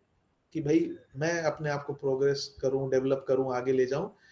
लेकिन उसी में मान लीजिए कोई हमें मिला है, लेकिन हम उसको और आगे बढ़ाने की कोशिश करते हैं, तो वो वास्तव में और हायर पाथ है अपना प्रोग्रेस करने के लिए। और मेरे ख्याल से शायद यही एक बहुत बड़ा रीजन है जो आजकल हम जिसका एक बहुत ही सुपरफिशियल रूप देखते हैं, कन्वर्जन्स, जो रिलीजियस कन्वर्जन होते हैं, कि लोग सोचते हैं कि अरे, कन्वर्जन का मतलब वो सोचते हैं कि उन्होंने जिसको ईश्वर माना है उसकी तरफ जितने ज्यादा लोगों को वो ले आएंगे उतना ही ज्यादा महान काम वो कर रहे हैं। तो रियल कन्वर्जन क्या है? एक्चुअली रियल कन्वर्जन तो है कि हम प्रवृत्ति मार्ग से निवृत्ति मार्ग की तरफ हम किसी को अगर मोड़ दें, अपने शब्दों से, अपने व्यवहार से, अपने बिहेवियर से, आचरण से, वो है वास्तव में कन्वर्जन, कि हमने एक और व्यक्ति को, एक और जीवात्मा को इस मार्ग पर आगे बढ़ा दिया। लेकिन उसी का एक बहुत ही, जैसे मैंने कहा, सुपरफिशियल रूप है कि हमने एक संप्रदाय से दूसरे संप्रदाय में, इसीलिए शायद इतना लेवल उसको लोग बहुत ही कट्टरता से मानते हैं कि जितने ज्यादा लोगों को हम इस ओर ले आए तो वो हम उतना ही हमारा फायदा होगा, उतने ही हमारा जो क्राउन है उसमें उतने ज्यादा स्टार्स लगेंगे।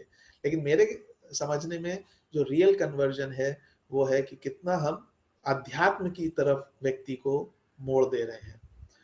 तो वो कह रहे हैं कि ये तुमने बहुत अच्छा किया है, और इस कारण से मैं तुम्हें अपने और निकट संपर्क में लाने के लिए ला सका देन बिफोर, जो कि इसके बिना संभव नहीं हो सकता था। और वो कहते हैं, there is no more certain method of rapid progress than to devote oneself to helping others upon the upward path. वही वास्तव में सेल्फलेसनेस है। चूंकि समय हो रहा है और मैं बहुत ज्यादा उसमें एक्सप्लेनेशन में नहीं जाना चाहता, लेकिन थोड़ा सा हम लोग इसको और ले लें। एक और वो एडवाइस दे रहे हैं कि अगेन वो इरिटेबिलिटी के बारे में कह रहे हैं, और कि हमें विनम्रता और सेल्फ सेक्रीफाइस को डेवलप करना चाहिए।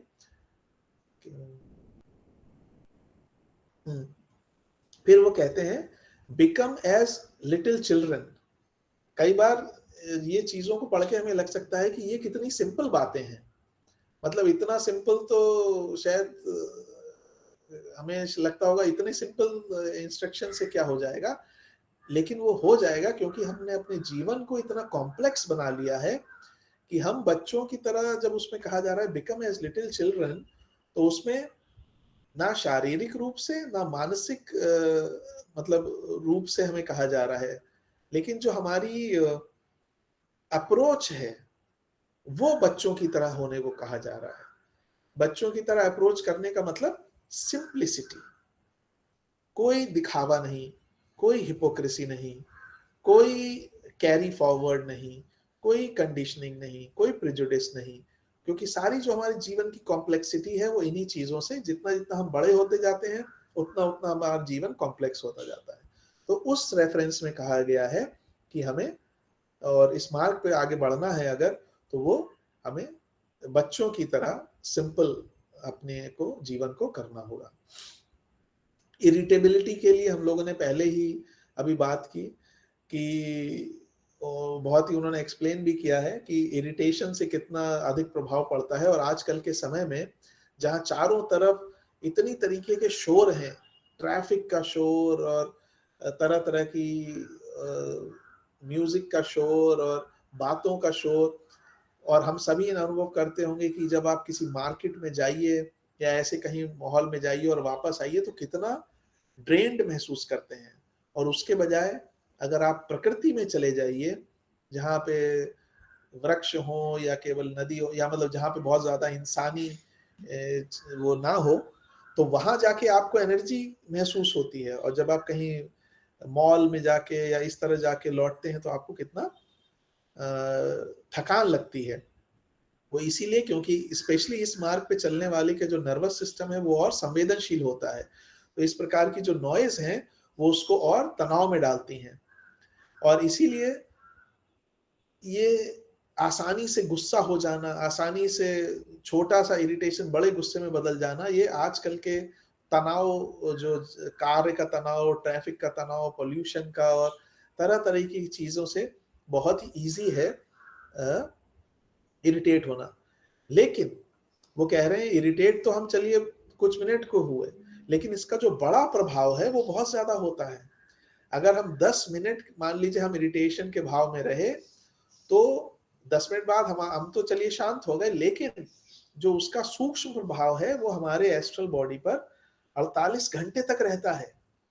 और उस 48 घंटे में मान लीजिए हम फिर से इरिटेट हो गए, तो फिर उसका प्रभाव 48 घंटे तक अगले रहेगा। और होता क्या है, धीरे धीरे फिर क्या होगा, धीरे धीरे इरिटेशन या इरिटेबल स्वभाव हमारा बन जाएगा। और ये किसी भी भावना या इमोशन में लागू होता है, वो एंगर हो, डिप्रेशन हो, जेलेसी हो, कोई भी चीज हो, वो बार बार जब होगी, वो खत्म हो ही नहीं पहली वाली, हम फिर से हो गए, तो वो उसका एक साइकिल बन जाएगा।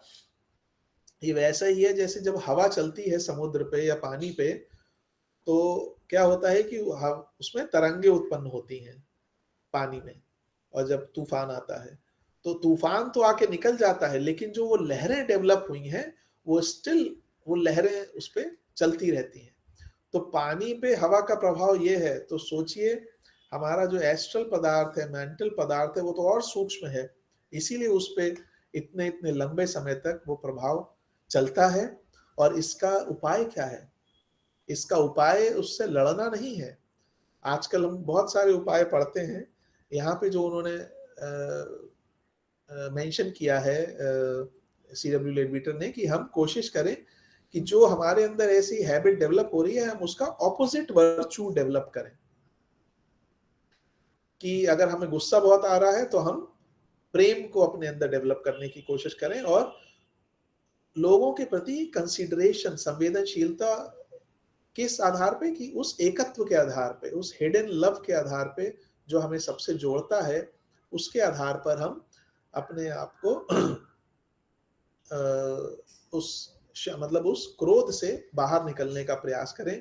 हालांकि अलग अलग फिलोसफर्स उसको कहते हैं कि आप उसको ऑब्जर्व करें, उसके प्रति चॉइसलेसली अवेयर रहें, वो हम, लेकिन एक चीज है जो सब लोग मना करते हैं कि उसको आप दबाने की कोशिश करें, क्योंकि जितना हम तुरंत उसको विरोध करेंगे उतना ही वो हो सकता है उस समय शांत हो जाए, लेकिन आगे चल के वो बहुत अधिक विस्फोट के फॉर्म में आएगा। मैं सर पूछना चाहता था, हालांकि अभी मेरे ख्याल से कुछ बाकी है, हम लोग आज के लिए स्टॉप कर दें, आगे इसको कंटिन्यू करें, या जैसा आप सजेस्ट करें। आपको जैसे पसंद हो, आप जैसे आपको ठीक लगे। कितने समय और लेंगे अभी? 10-15-20 मिनट ज्यादा?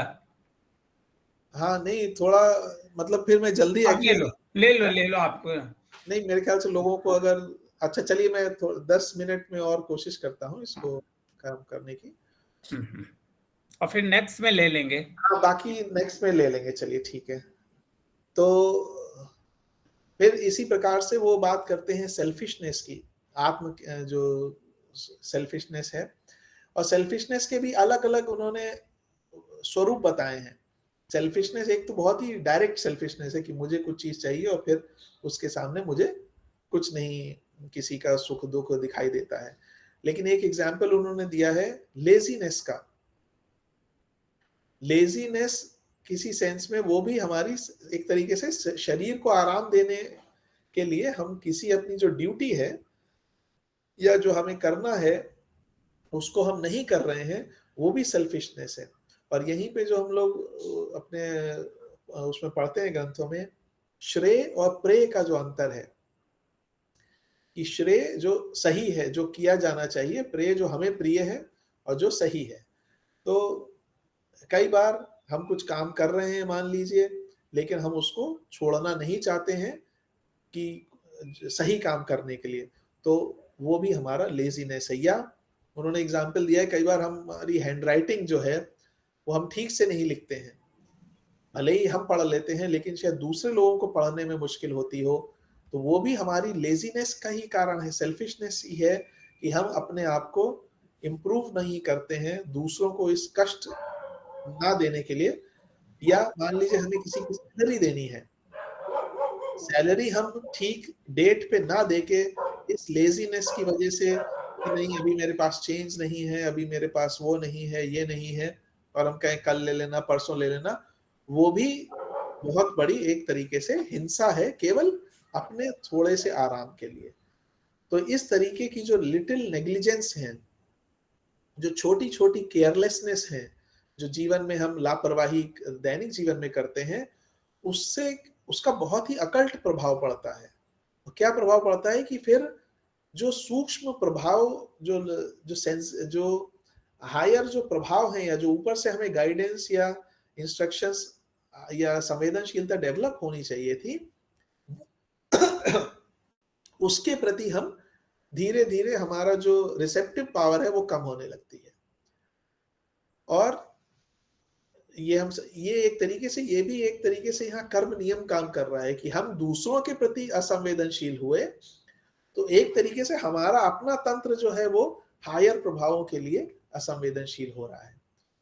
तो हमें भी ऊपर से उतनी ही मदद मिलेगी जितनी कि हम अपने से जो हमारे आगे सामने हैं उनको हम मदद कर रहे हैं, तो ही हम हायर मदद को एक्सपेक्ट कर सकते हैं।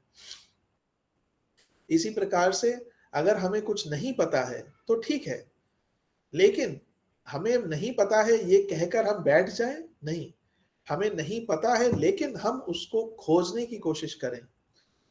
वहां पे अगेन ये जो लेजीनेस है या जो एक तरीके से आलसीपन है वो हमें बाधा डालता है। और अल्टीमेटली इन सब का उद्देश्य क्या है? अल्टीमेटली अगर हमें अपने इस आचरण में इस को लाना है, इस सेल्फलेसनेस को, तो हम हमेशा ये सोचें कि हम जो भी कार्य कर रहे हैं या जो भी हमें अपॉर्चुनिटी रिसीव मिल रही है उससे दूसरों को कितना लाभ हो रहा है, ना कि हम एक बहुत बड़ा पुण्य कार्य कर रहे हैं और इससे हमारा भविष्य सुधर जाएगा या हमें स्वर्ग मिल जाएगा, ये ना सोचें, क्योंकि ये भी एक तरीके की सेल्फिशनेस है। और इसी तरीके से अब बड़ा ही सूक्ष्म लिंक यहाँ पे वो बता रहे हैं कि जो डिप्रेशन है या जेलेसी है या अपने अधिकारों के प्रति बहुत बड़ी, हम हर समय अपने अधिकार अधिकार अधिकार की बात करते रहें, वो भी एक तरीके से हमारी सेल्फिशनेस ही है।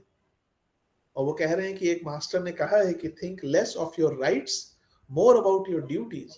क्योंकि कर्म अपनी जब हम ड्यूटीज करेंगे तो अधिकार हमें स्वयं ही प्राप्त हो जाएंगे।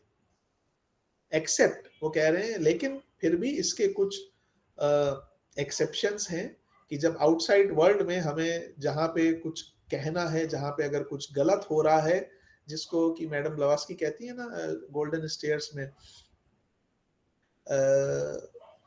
courageous endurance of personal injustice, brave declaration of principles and valiant defense of those who are unjustly attacked। तो दूसरों का अगर हम कहीं देख रहे हैं उनके राइट्स नहीं मिल रहे हैं तो जरूर हम उसमें सहायता करें। और इसी प्रकार से जब हम इरिटेट होते हैं, एनॉय होते हैं, हल्का सा गुस्सा आता है, तो हम अपने चारों ओर एक एग्रेसिव फीलिंग बाहर फेंकते हैं। तो थॉट फॉर्म्स, थॉट पावर, हम सब लोगों ने उसके बारे में पढ़ा होगा। तो क्या होता है कि इससे हमारी एस्ट्रल और मेंटल बॉडी में उसका प्रभाव आता है, और वो प्रभाव केवल हम तक ही सीमित नहीं रहता है, वो हमारे चारों ओर, हमारे घर में, हमारे कमरों में, हमारे आसपास के वातावरण में फैलता है, और उससे हम स्वयं को ही नहीं बल्कि अपने आसपास के लोगों को भी प्रभावित करते हैं और उनको एक तरीके से नीचे गिराते हैं। तो ये भी हमारी एक ड्यूटी है कि हम इस तरीके की भावनाओं को अपने मन में जगह ना दें। और उसी क्रम में एक ऐसी भावना है या विचार है, वो है चिंता। वो कहते हैं वरी, कि जब कोई व्यक्ति किसी विषय पर बिना किसी निष्कर्ष पर पहुंचे हुए लगातार चिंता बस कर रहा है, जैसे कुछ लोग होते हैं कि वो बस चिंता ही करते हैं, उन्हें आप सॉल्यूशन भी बताएं तो उसमें भी वो कुछ ना कुछ चिंता खोज लेंगे। तो बेसिकली वो चिंता करने के आदी हो चुके हैं, और उनकी जो मानसिक शरीर है, मेंटल बॉडी, उसमें हर समय एक तरीके का एक जैसे दर्द, जैसे शरीर में जब कहीं घाव हो जाता है और पेन या चोट का एक हो जाता है फिजिकल बॉडी में, वैसे ही मानसिक बॉडी में एक घाव या दर्द वाली जो प्लेस है वो डेवलप होती है जब व्यक्ति लगातार हर समय किसी ना किसी बात पे वो चिंता में रहता है। और यही हालत होती है ऐसे व्यक्ति की जो हर समय जिसे तर्क करना है। तर्क करना भी ठीक है कुछ हद तक, लेकिन जब व्यक्ति कुतर्क में शामिल हो जाता है कि हम उसे सही बात भी बताएं लेकिन उसमें भी वो कोई, तो ऐसे व्यक्ति के लिए जो ऑकल्ट प्रोग्रेस होती है उसकी कोई संभावना नहीं रह जाती, क्योंकि उसकी जो सूक्ष्म शरीर है, जो मेंटल बॉडी है, वो एक खुले घाव की तरह होती है। और ऐसे व्यक्ति के लिए इस डिजीज्ड कंडीशन में साम्य अवस्था, समता की अवस्था, शांति की अवस्था उसके लिए असंभव हो जाती है। लेकिन सौभाग्य से अभी हम लोगों ने बात की कि 10 मिनट इरिटेशन से 48 घंटे तक हमारे अंदर वो रहता है सूक्ष्म जगत में। यही बात लागू होती है हमारे अंदर जो अच्छे इमोशंस होते हैं या अच्छे विचार होते हैं उनके लिए भी। और इसके जो आफ्टर इफेक्ट्स होते हैं वो नेगेटिव विचारों या भावों से लंबे समय तक रहते हैं। क्यों? क्योंकि ये उसी हमारे शरीर के जो और हायर लेवल का मटेरियल है और सूक्ष्म मटेरियल है उसमें जनरेट हो रहे हैं। यानी हायर एस्ट्रल में, हायर मेंटल में जो ये विचार और भाव डेवलप हो रहे हैं उसमें वो तरंगे और अधिक लंबे समय तक रहती हैं। तो अगर हमने किसी को अपने दैनिक जीवन में, मान लीजिए आपके घर में कोई काम करने वाला आया है, आपने देखा कि वो बेचारा कई जगह घर में काम करके आ रहा है और या आ रही है, और आपने कंपैशन के जरिए बिफोर कि वो काम शुरू करे आते ही आते उसे काम बता दिया, ये करना है वो करना है, हमने उसे कुछ खाने को दिया, कुछ पीने को दिया, 2 मिनट बैठने के लिए कहा, देन तो उसमें क्या हुआ कि हमने अपने अंदर एक अच्छे विचार, अच्छे भाव को वो किया, बढ़ने का मौका दिया। तो उसका प्रभाव हमारे सूक्ष्म शरीरों पे जो है वो और 48 घंटे से भी अधिक समय तक, काफी लंबे समय तक रहता है। और धीरे धीरे अगेन उसकी भी हमें ऐसे ही जब हम कर्म करेंगे, आपने एक अच्छा कर्म किया इस तरीके से, आप बाहर निकले, आपने रास्ते में पड़ा हुआ कोई ईंटा पत्थर देखा, वो हटा के रख दिया किनारे कि कोई गिर ना पड़े। ये भले ही काम समाज की दृष्टि से या कोई प्रैक्टिकल दृष्टि से शायद कोई उसको बड़ा समझे ना समझे, कोई अहमियत दे ना दे, लेकिन अकल्ट दृष्टि से, एसोटेरिक दृष्टि से इन छोटे छोटे जो हमारे अप्रोच हैं, हमारा कार्य है जिसे कोई नहीं देख रहा है, हम जिसे कर रहे हैं या देख रहे हैं, वो बहुत महत्वपूर्ण स्थान रखते हैं। और कई बार ऐसा भी हो सकता है कि हमारे अंदर दो ऑपोजिट जो विचार या भाव हैं वो एक साथ वाइब्रेशन में हो। जैसा वो एग्जांपल देते हैं कि क्रोध कई बार किसी को बचाने के लिए भी आता है। जैसे हम देख रहे हैं कि कोई किसी को प्रताड़ित कर रहा है तो उसके प्रति प्रेम है, लेकिन जो क्रोध जो कर रहा है प्रताड़ित, उसके प्रति क्रोध है। तो दोनों प्रकार की भावनाएं डेवलप होंगी, विचार डेवलप होंगे, दोनों प्रकार की तरंगे रहेंगी हमारे शरीर में, लेकिन जो हायर तरंग है वो हायर लेवल पे रहेगी और जो लोअर है वो लोअर लेवल पे। और एक बहुत ही मेरे ख्याल से ओके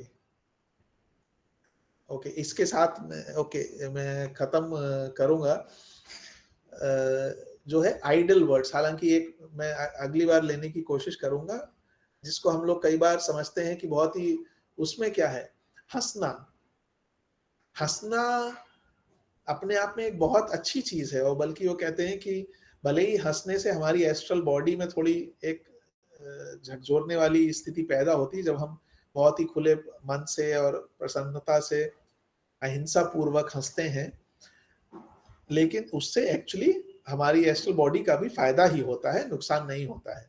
लेकिन जब इस हंसी में किसी का प्रति तिरस्कार शामिल होता है, या किसी के बारे में हम कुछ नेगेटिव बातें गॉसिप करके हंसते हैं, या कोई व्यक्ति जा रहा है और हमने कोई हल्की सी बात किसी को कही और जिसे गिगलिंग कहते हैं, इन सब बातों का हमारे सूक्ष्म शरीर या एस्ट्रल बॉडी पर बहुत बुरा प्रभाव पड़ता है। या जिसे कहते हैं कि अट्टहास के साथ हंसना, अहंकार पूर्वक हंसना, या अगेन किसी के प्रति तिरस्कार पूर्वक हंसना, इन सब चीजों से हमारा जो एस्ट्रल बॉडी है उस पर बहुत बुरा प्रभाव पड़ता है। और इसका केवल एकमात्र जो बेंचमार्क है, जो इनर डिस्टिंक्शन है, आउटर डिस्टिंक्शन तो यही है कि भाई हम किसी के मतलब किसी व्यक्ति के साथ हंसें, व्यक्ति के ऊपर ना हंसें, तो वो ठीक है। या मान लीजिए हमारा जो एंटरटेनमेंट है, जो एम्यूजमेंट है, वो भी प्योर और क्लीन हो। आजकल जैसे बहुत आप देख रहे होंगे जो एक प्रथा चल पड़ी है, इवन जो कॉमेडी के नाम पर भी चीजें होती हैं, उसमें क्या होता है, आप किसी व्यक्ति को आपने टारगेट बना लिया, या कई व्यक्तियों को आपने टारगेट बना लिया, उनके ऊपर आपने कुछ जोक बना दिए, उनको आपने शेमिंग कर दी, और उस पे हम हंसते हैं। That is very very bad for astral body और फॉर आवर डेवलपमेंट। और इस प्रकार से अगर हम आगे बढ़ते हैं तो हमारी जो विकास है इस मार्ग पे वो अवरुद्ध होता है। और इनर डिस्टिंक्शन हमारा जो है वो यही है कि जब तक हमारा जो जीवात्मा है वो एस्ट्रल बॉडी के को कंट्रोल कर रहा है तो ठीक है, लेकिन जैसे ही उसने कंट्रोल छोड़ा, उसका कंट्रोल नहीं है और हम बिल्कुल एस्ट्रल बॉडी को फ्री छोड़ दिए, तो फिर जो है वो हमारा जो हंसना है वो स्वस्थ हंसना या अहिंसा वाला हंसना नहीं रहेगा। और लास्ट सब्जेक्ट जिसके साथ मैं खत्म आज का करता हूं, आइडल वर्ड्स। हम लोग इस बारे में तो सभी बोलते हैं कि सत्यम शिवम सुंदरम, जो हम बोलें वो सत्य हो, सुंदर हो, बेनिफिशिएंट हो। लेकिन इसमें यह भी कहा गया है और उन्होंने जीसस क्राइस्ट को भी कोट किया है कि अपने प्रत्येक आइडल वर्ड यानी व्यर्थ के जो शब्द बोलते हैं हम, हमें डे ऑफ जजमेंट पे उसका भी हिसाब देना होगा। यानी अपने जो हमारे सही बोले गए शब्द हैं उनका तो देना ही होगा, या जो हमने बुरा भी बोला है उसका तो देना ही होगा, लेकिन जो व्यर्थ के हैं, जिनका कोई मतलब नहीं है, उनका भी हमें हिसाब देना होगा। तो एक एक शब्द जो है वो, जैसे हम लोग मजाक में या कैजुअल थॉटलेस रिमार्क्स कभी कभी बोल देते हैं, या किसी सोसाइटी में फिट होने के लिए लाइट टॉक, कैजुअल टॉक जिसे कहते हैं, वो सब जो है एक एक शब्द सुनने में हमें शायद बहुत लगे कि नहीं ये तो शायद हमें डराने के लिए कहा जा रहा है, लेकिन आगे हम देखेंगे कि इस मार्ग पे या ऑकल्ट साइंस में जो कहा जाता है उसका वही मतलब होता है, ना ही वो एग्जैजरेटेड होता है और ना ही वो अंडर मतलब उसको ऐसा नहीं है कि वो बहुत बढ़ा चढ़ा के बोला गया है या उसको बहुत कम करके बोला गया है। जो बोला गया है उसका वही अर्थ होता है कि सच बोलो तो सच बोलो। उसमें फिर ये नहीं है इफ एंड बट कि यहाँ ना बोलो, वहां बोलो, और ऐसा बोलो और ऐसा ना बोलो। तो और इसके लिए जाहिर सी बात है, आइडल वर्ड्स को रोकने के लिए कांस्टेंट अटेंशन, जैसे हम चॉइसलेस अवेयरनेस या सजगता, हर समय अवेयरनेस की जो बात हर जगह हर स्पिरिचुअल डिसिप्लिन में होती है, वो बहुत ही ज्यादा आवश्यक है। क्योंकि कई बार हम भले ही अकेले हैं तो हम ना भी बोले, लेकिन जब हम अपने ग्रुप में होते हैं, इस तरीके के ग्रुप में जहाँ पे ये सब चीजें बहुत बढ़ावा दी जाती हैं, तो हम भी उसमें कई बार शामिल हो जाते हैं। और इसीलिए शायद जो आर्य मौन है या नोबल साइलेंस है, उसको प्रत्येक स्पिरिचुअल डिसिप्लिन में इतना महत्व दिया गया है कि अगर हम केवल उसको फॉलो कर लें तो भी व्यक्ति, क्योंकि आगे हम लोग पढ़ेंगे कि अपने शब्दों के द्वारा, व्यर्थ के शब्दों के द्वारा हम अपने लिए ही कितनी मुसीबतें खड़ी कर लेते हैं। कर्म नियम तो बाद में काम करेगा, लेकिन कई बार हम लोग चीजें ऐसी बोल जाते हैं जिससे मिसअंडरस्टैंडिंग हो जाती है और बाद में लगता है कि ना बोलते तो अच्छा होता। तो मौन जो है या कम बोलना जो है वो अपने आप में एक बहुत बड़ा आध्यात्मिक गुण है। और इसी के साथ मैं भी आज अपनी वाणी को विश्राम देता हूँ। सॉरी समय ज्यादा ले लिया, and thank you for listening. बहुत बहुत धन्यवाद, थैंक यू वेरी मच। आपने समय एकदम ठीक से लिया। जो लोग हमारे साथ नए हैं, जिनको पता नहीं है ब्रदर के बारे में, मैंने ज़्यादा नहीं बोला था समय की वजह से। ब्रदर जो है अपने आप को फुल टाइम डिवोट कर चुके हैं थियोसॉफिकल सोसाइटी के लिए, थियोसॉफी के लिए, सर्विस के लिए, और एडीआर में रहते हैं इंटरनेशनल हेडक्वार्टर्स में। इंटरनेशनल स्पीकर तो मैं आपको बता ही चुका हूँ, और बहुत अच्छी तरह से इन्होंने आज प्रोबेशनरी पाथ के ऊपर चर्चा करी है, बात करी है। हमारे कोई मित्र कुछ बोलना चाहेंगे, ऐड करना चाहेंगे, सवाल पूछना चाहेंगे तो मोस्ट वेलकम।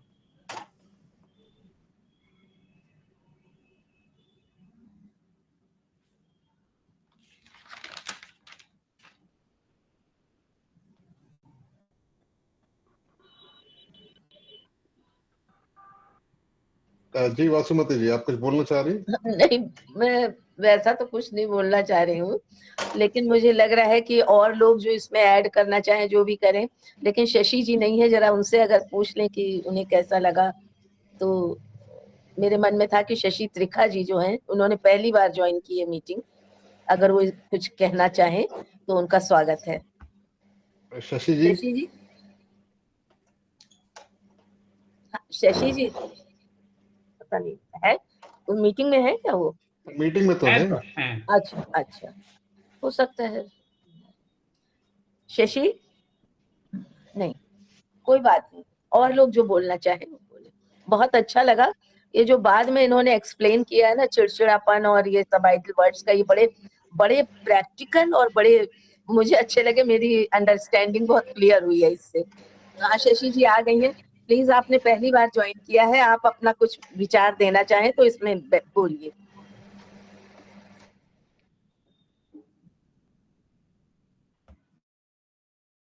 शशि जी अनम्यूट कर लीजिए अपने आप को, अनम्यूट करिए पहले।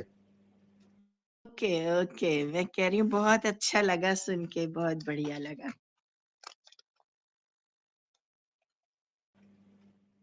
बहुत बहुत धन्यवाद, बहुत बहुत धन्यवाद।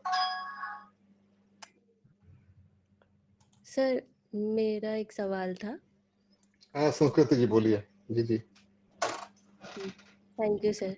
फर्स्ट ऑफ ऑल सर, बहुत अच्छा सेशन था, बहुत अच्छे से एक्सप्लेन करा, thank you so much sir. एक क्वेश्चन ये था, मतलब ये काफ़ी बार उठता है कि जिस तरीके के हम एनवायरनमेंट में रह रहे हैं, और खासकर वर्क कल्चर्स में आजकल के जो ऑर्गेनाइजेशंस हैं, उसमें हंसी मजाक में ही लोग एक दूसरे को पीछे करते हैं बातों के ज़रिए। जैसे आपने कहा ना कि बातों में भी हँसी-मज़ाक में हम एक-दूसरे को पीछे कर रहे हैं, है ना? टाँग खींचते हैं या मज़ाक करते हैं, और फिर उनको पीछे करके या नीचे गिरा के फिर हम ऊपर उठते हैं।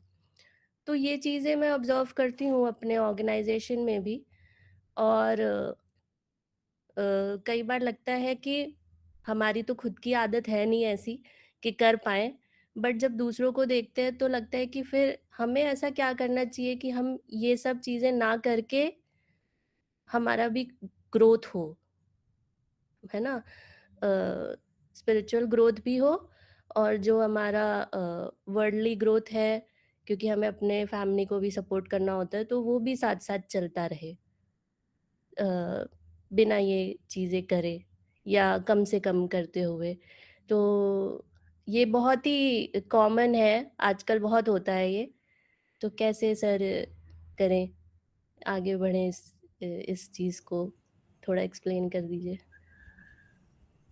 थैंक यू संस्कृति जी, और बहुत ही आपका प्रैक्टिकल और बहुत ही रियलिस्टिक क्वेश्चन है, और मेरे ख्याल से सभी जो, मेरे ख्याल से वो जो कितना बता रहे हो? अरे राम अरे राम अरे राम, तुम तो ऐसा लूट मचाए हो भैया, जाओ। अच्छा जी बोलिए बोलिए। अच्छा, हाँ, ओके ओके। सो मेरे ख्याल से ये हर व्यक्ति के सामने पहली बात तो स्थिति रहती है, और अल्टीमेटली तो देखिए जो सॉल्यूशन है वो हमारे अंदर से ही आएगा कि हमें क्या निर्णय लेना है। और आपने कहा ग्रोथ हो, आप ऑलरेडी ग्रोथ कर रही हैं, क्योंकि आपने कहा कि आप ऐसी बातों में सहयोग नहीं करती हैं ये अपने आप में एक बहुत बड़ा स्टेप है, क्योंकि बहुत इजी है कि जब हम अपने ग्रुप में या कलीग्स या फ्रेंड्स के साथ हों और या आप देख रही हैं दूर पे हो आप उसमें, तो ये बहुत आसानी से व्यक्ति क्योंकि देखिए नीचे की तरफ बहुत आसानी से व्यक्ति खिंच जाता है, तो बहुत आसान है कि हम भी उसमें शामिल हो जाएं और किसी ने एक कहा तो हमने दो कह दिया। लेकिन पहला स्टेप उसमें ये भी हो सकता है कि हम तो शामिल नहीं हो रहे हैं, और अगर मान लीजिए आपके साथ या सामने ऐसी चीज हो रही है, तो आप मान लीजिए 4-5 लोग हैं, आप भी हैं, और किसी छठे या आउटसाइडर के बारे में कुछ गॉसिप ही कह सकते हैं हम उसको, या उसके बारे में कोई बात की जा रही है, तो आप बहुत ही पोलाइटली कह सकते हैं कि भाई आई एम सॉरी, मुझे पता नहीं है इस बारे में और मैं इस बारे में बात नहीं करना चाहता हूँ, और ठीक है, मतलब I don't want to be a part of this. हो सकता है ऑफ कोर्स हम क्यों उसके लिए राजी हो जाते हैं, क्योंकि हम अभी उसमें फिट होना चाहते हैं, और चूंकि हमें लगता है कि अगर हम उस ग्रुप में नहीं रहेंगे तो बाकी लोग हमें आजकल आप भी जानती हैं कि जैसे अगर प्रमोशन चाहिए किसी को या अपने करियर में आगे बढ़ना है तो उसके लिए बहुत सी तरीके की चीजें लोग करते हैं। लेकिन यहीं पे वो डिस्टिंक्शन आ जाता है कि हमें हमारे लिए प्रायोरिटी क्या है, कि हम किस तरफ आगे बढ़ना चाहते हैं। क्योंकि अगर हम अपने आइडियल्स को या अपनी अंडरस्टैंडिंग को कॉर्नर में करके या उससे के साथ कॉम्प्रोमाइज करके दूसरी दिशा में आगे बढ़ेंगे, तो जाहिर सी बात है कि अगर हम दो नावों में तो एक साथ पैर नहीं रख सकते।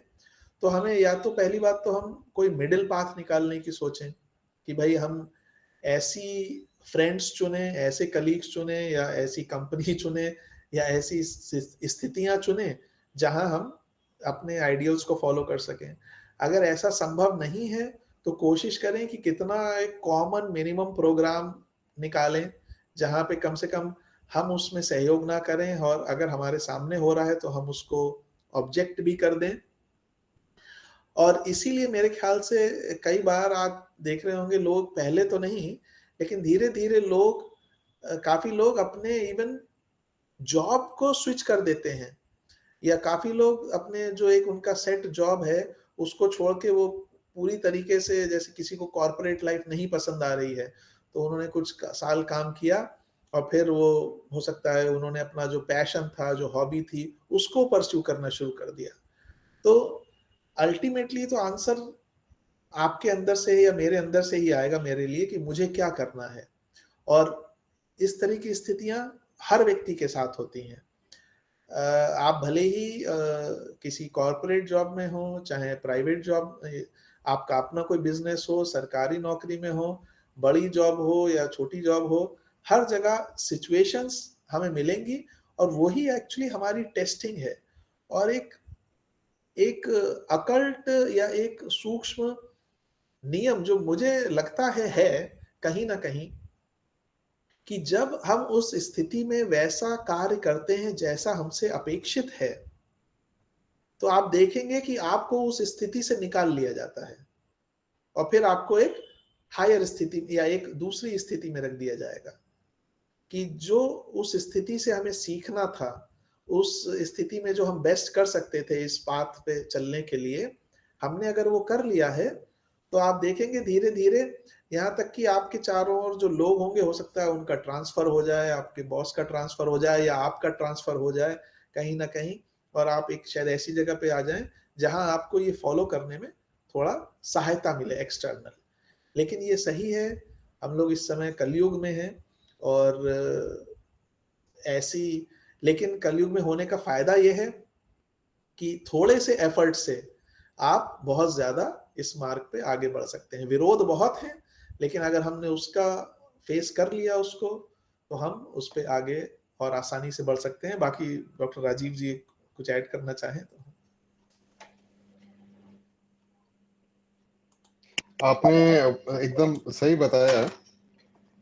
संक्षिप्त में ब्रीफली मैं ये कहूंगा कि हम अपने आइडियल्स प्रिंसिपल्स बना के उस पर चलने की कोशिश करें, दुनिया तो अपने हिसाब से चलेगी, जैसे हमारे कॉलीग्स चलना चाहते हैं वो चलें।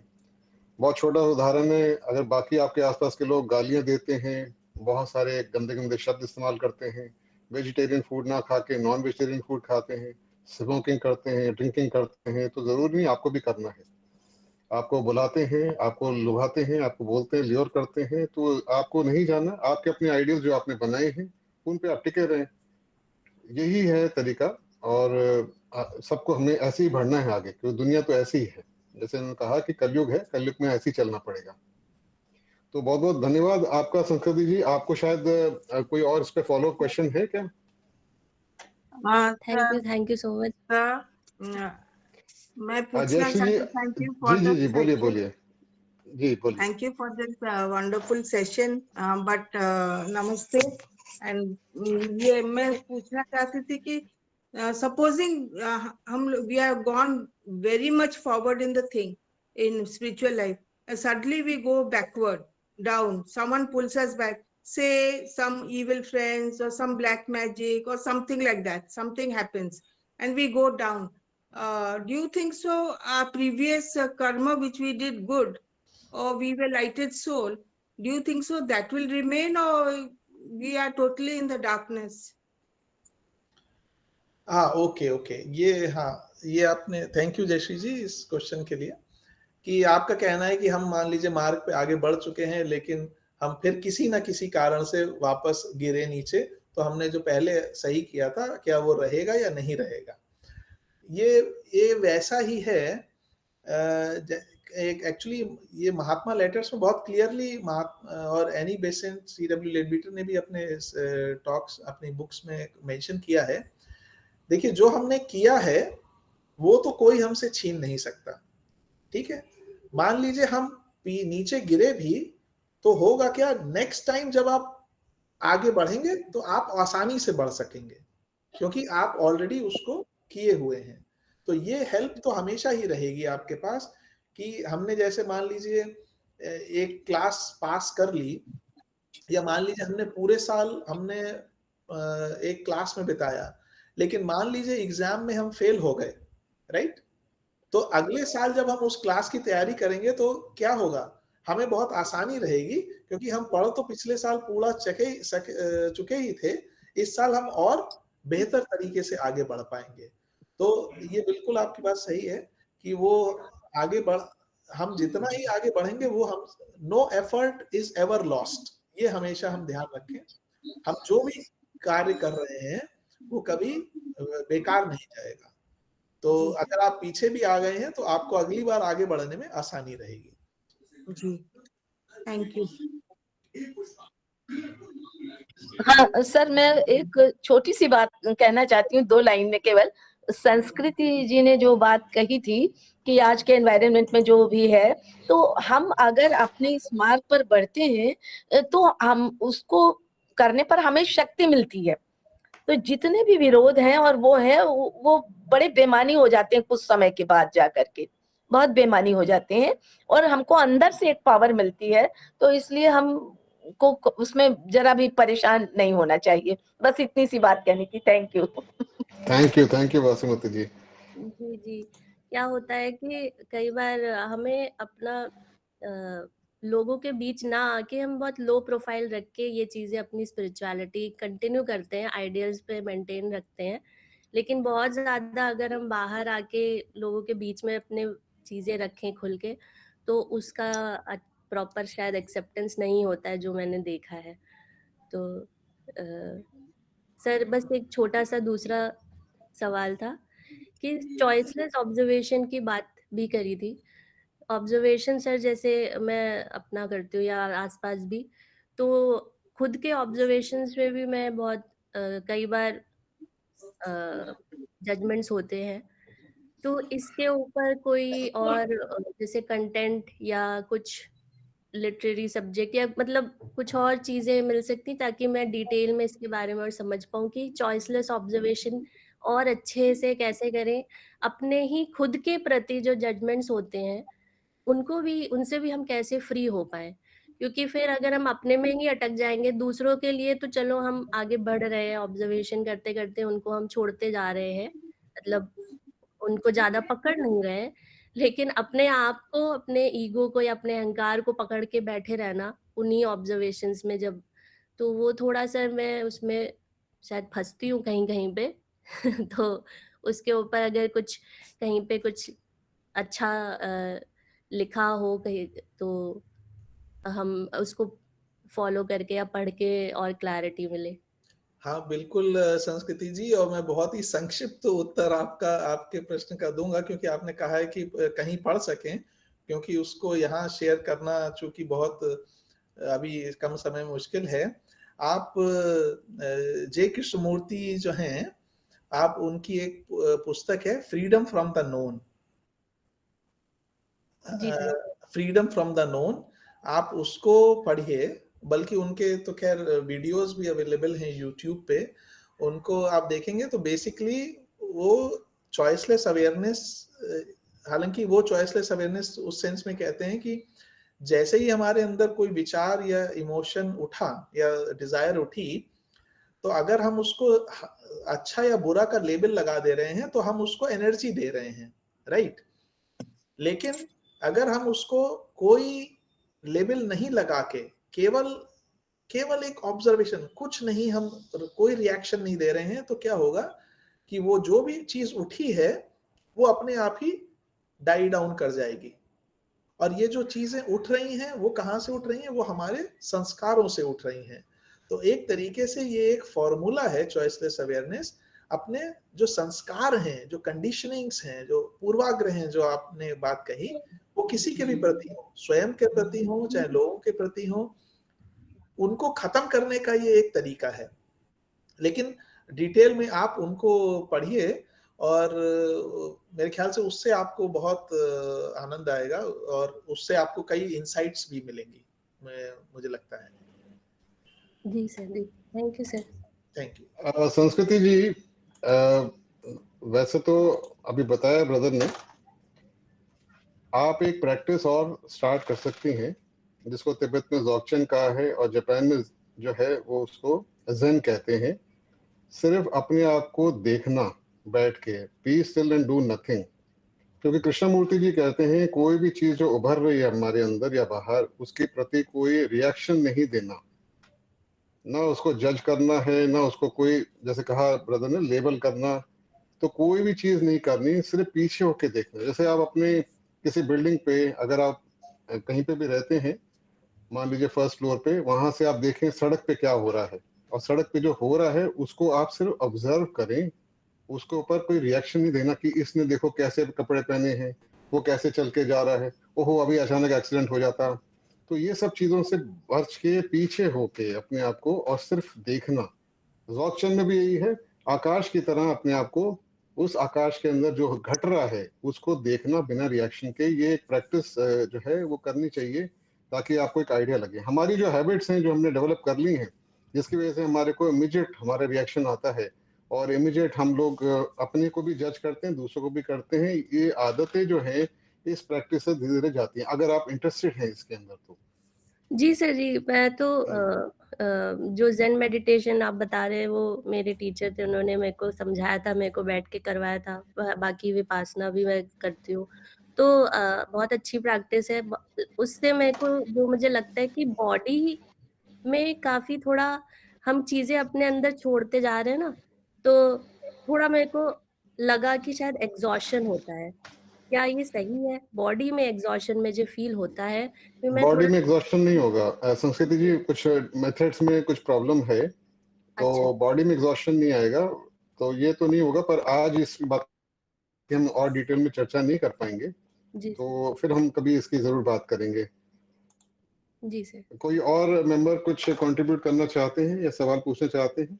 समय तो जी हो गया, ब्रदर का टाइम तो लेंगे। डॉक्टर साहब, एक तो सवाल है मेरा कि those who are lighted souls, if they fall down, does the light go away? Again, they have to try for the light. Those realized soul, those who are lighted. Sir हम लोग ना, आपको जो मैंने किताबें बताई हैं पढ़ने के लिए, आप उनको पढ़िए पहले। हम लोग फॉल डाउन और, हाँ वो आप पढ़िए। अगर कोई भी बच्चा या कोई भी व्यक्ति अगर मान लीजिए पहाड़ चढ़ रहा है, कोई ऐसी चीज चढ़ रहा है जो कि मुश्किल है और थोड़ा स्लिप करता है तो वापस उसको रीगेन करना पड़ेगा, ये नॉर्मल बात है। अब वो रीगेन करेगा तो जो भी आप कहेंगे योग भ्रष्ट हो गए हैं जिसको हम कहते हैं, तो भी कोई बात नहीं, वापस आएंगे, कोई बहुत नुकसान की बात नहीं है, वो दोबारा वापस आएंगे और कर्म अनुसार ही आएंगे। तो इसमें कोई ऐसी बात नहीं है। अभी तो हमको कॉन्सेप्ट समझ लीजिए, आप जो है अभी थियोसॉफिकल कॉन्सेप्ट्स को समझिए पहले, और जी। उसी के अंदर आपको बहुत सारे आंसर्स आ जाएंगे। तो जी। जो भी हमारे को करना है उसके अंदर हमें इमीडिएट सक्सेस नहीं मिलने वाली। ये भी हो सकता है हमें सक्सेस मिल जाती है, पर हो सकता है हम उसको आगे रिपीट ना कर पाए। तो जब तक उसमें परफेक्शन नहीं आएगी तब तक उस पर हमारा पकड़ नहीं आएगी। जैसे कि हम तो अब इसको हम डिटेल में और आगे नहीं ले सकते अभी, ये तो बहुत लंबी बात हो जाएगी। I think you understood Jayashree ji. जी, thank you, thank you. Thank you sir thank you. हाँ मैं भी थैंक यू। हाँ जी जी, आपका भी टाइम हो गया है, तो अब हम मीटिंग को क्लोज करते हैं। ब्रदर शेखर अग्निहोत्री जी, आपका बहुत बहुत धन्यवाद। आपको फिर तकलीफ देंगे जरूर। नहीं श्योर, प्लेजर सर, प्लेजर। जी, जी। Thank you for this opportunity. सबको जी। प्रणाम सर। अगर 2 तारीख को टाइम हो, 2 मार्च को, तो आप ले सकते हैं। 2 मार्च आप देख लेना, मैं आपसे मैं बता देता हूँ सर। ठीक ठीक, ओके ओके, थैंक यू। तो अब हम मीटिंग को क्लोज करते हैं with the universal prayer. O hidden life, vibrant in every atom, O hidden light, shining in every creature, O hidden love, embracing all in oneness, may each who feels himself as one with thee know he is also one with every other. आप सबका बहुत बहुत धन्यवाद हमारी meeting में attend करने के लिए। Thank you very much.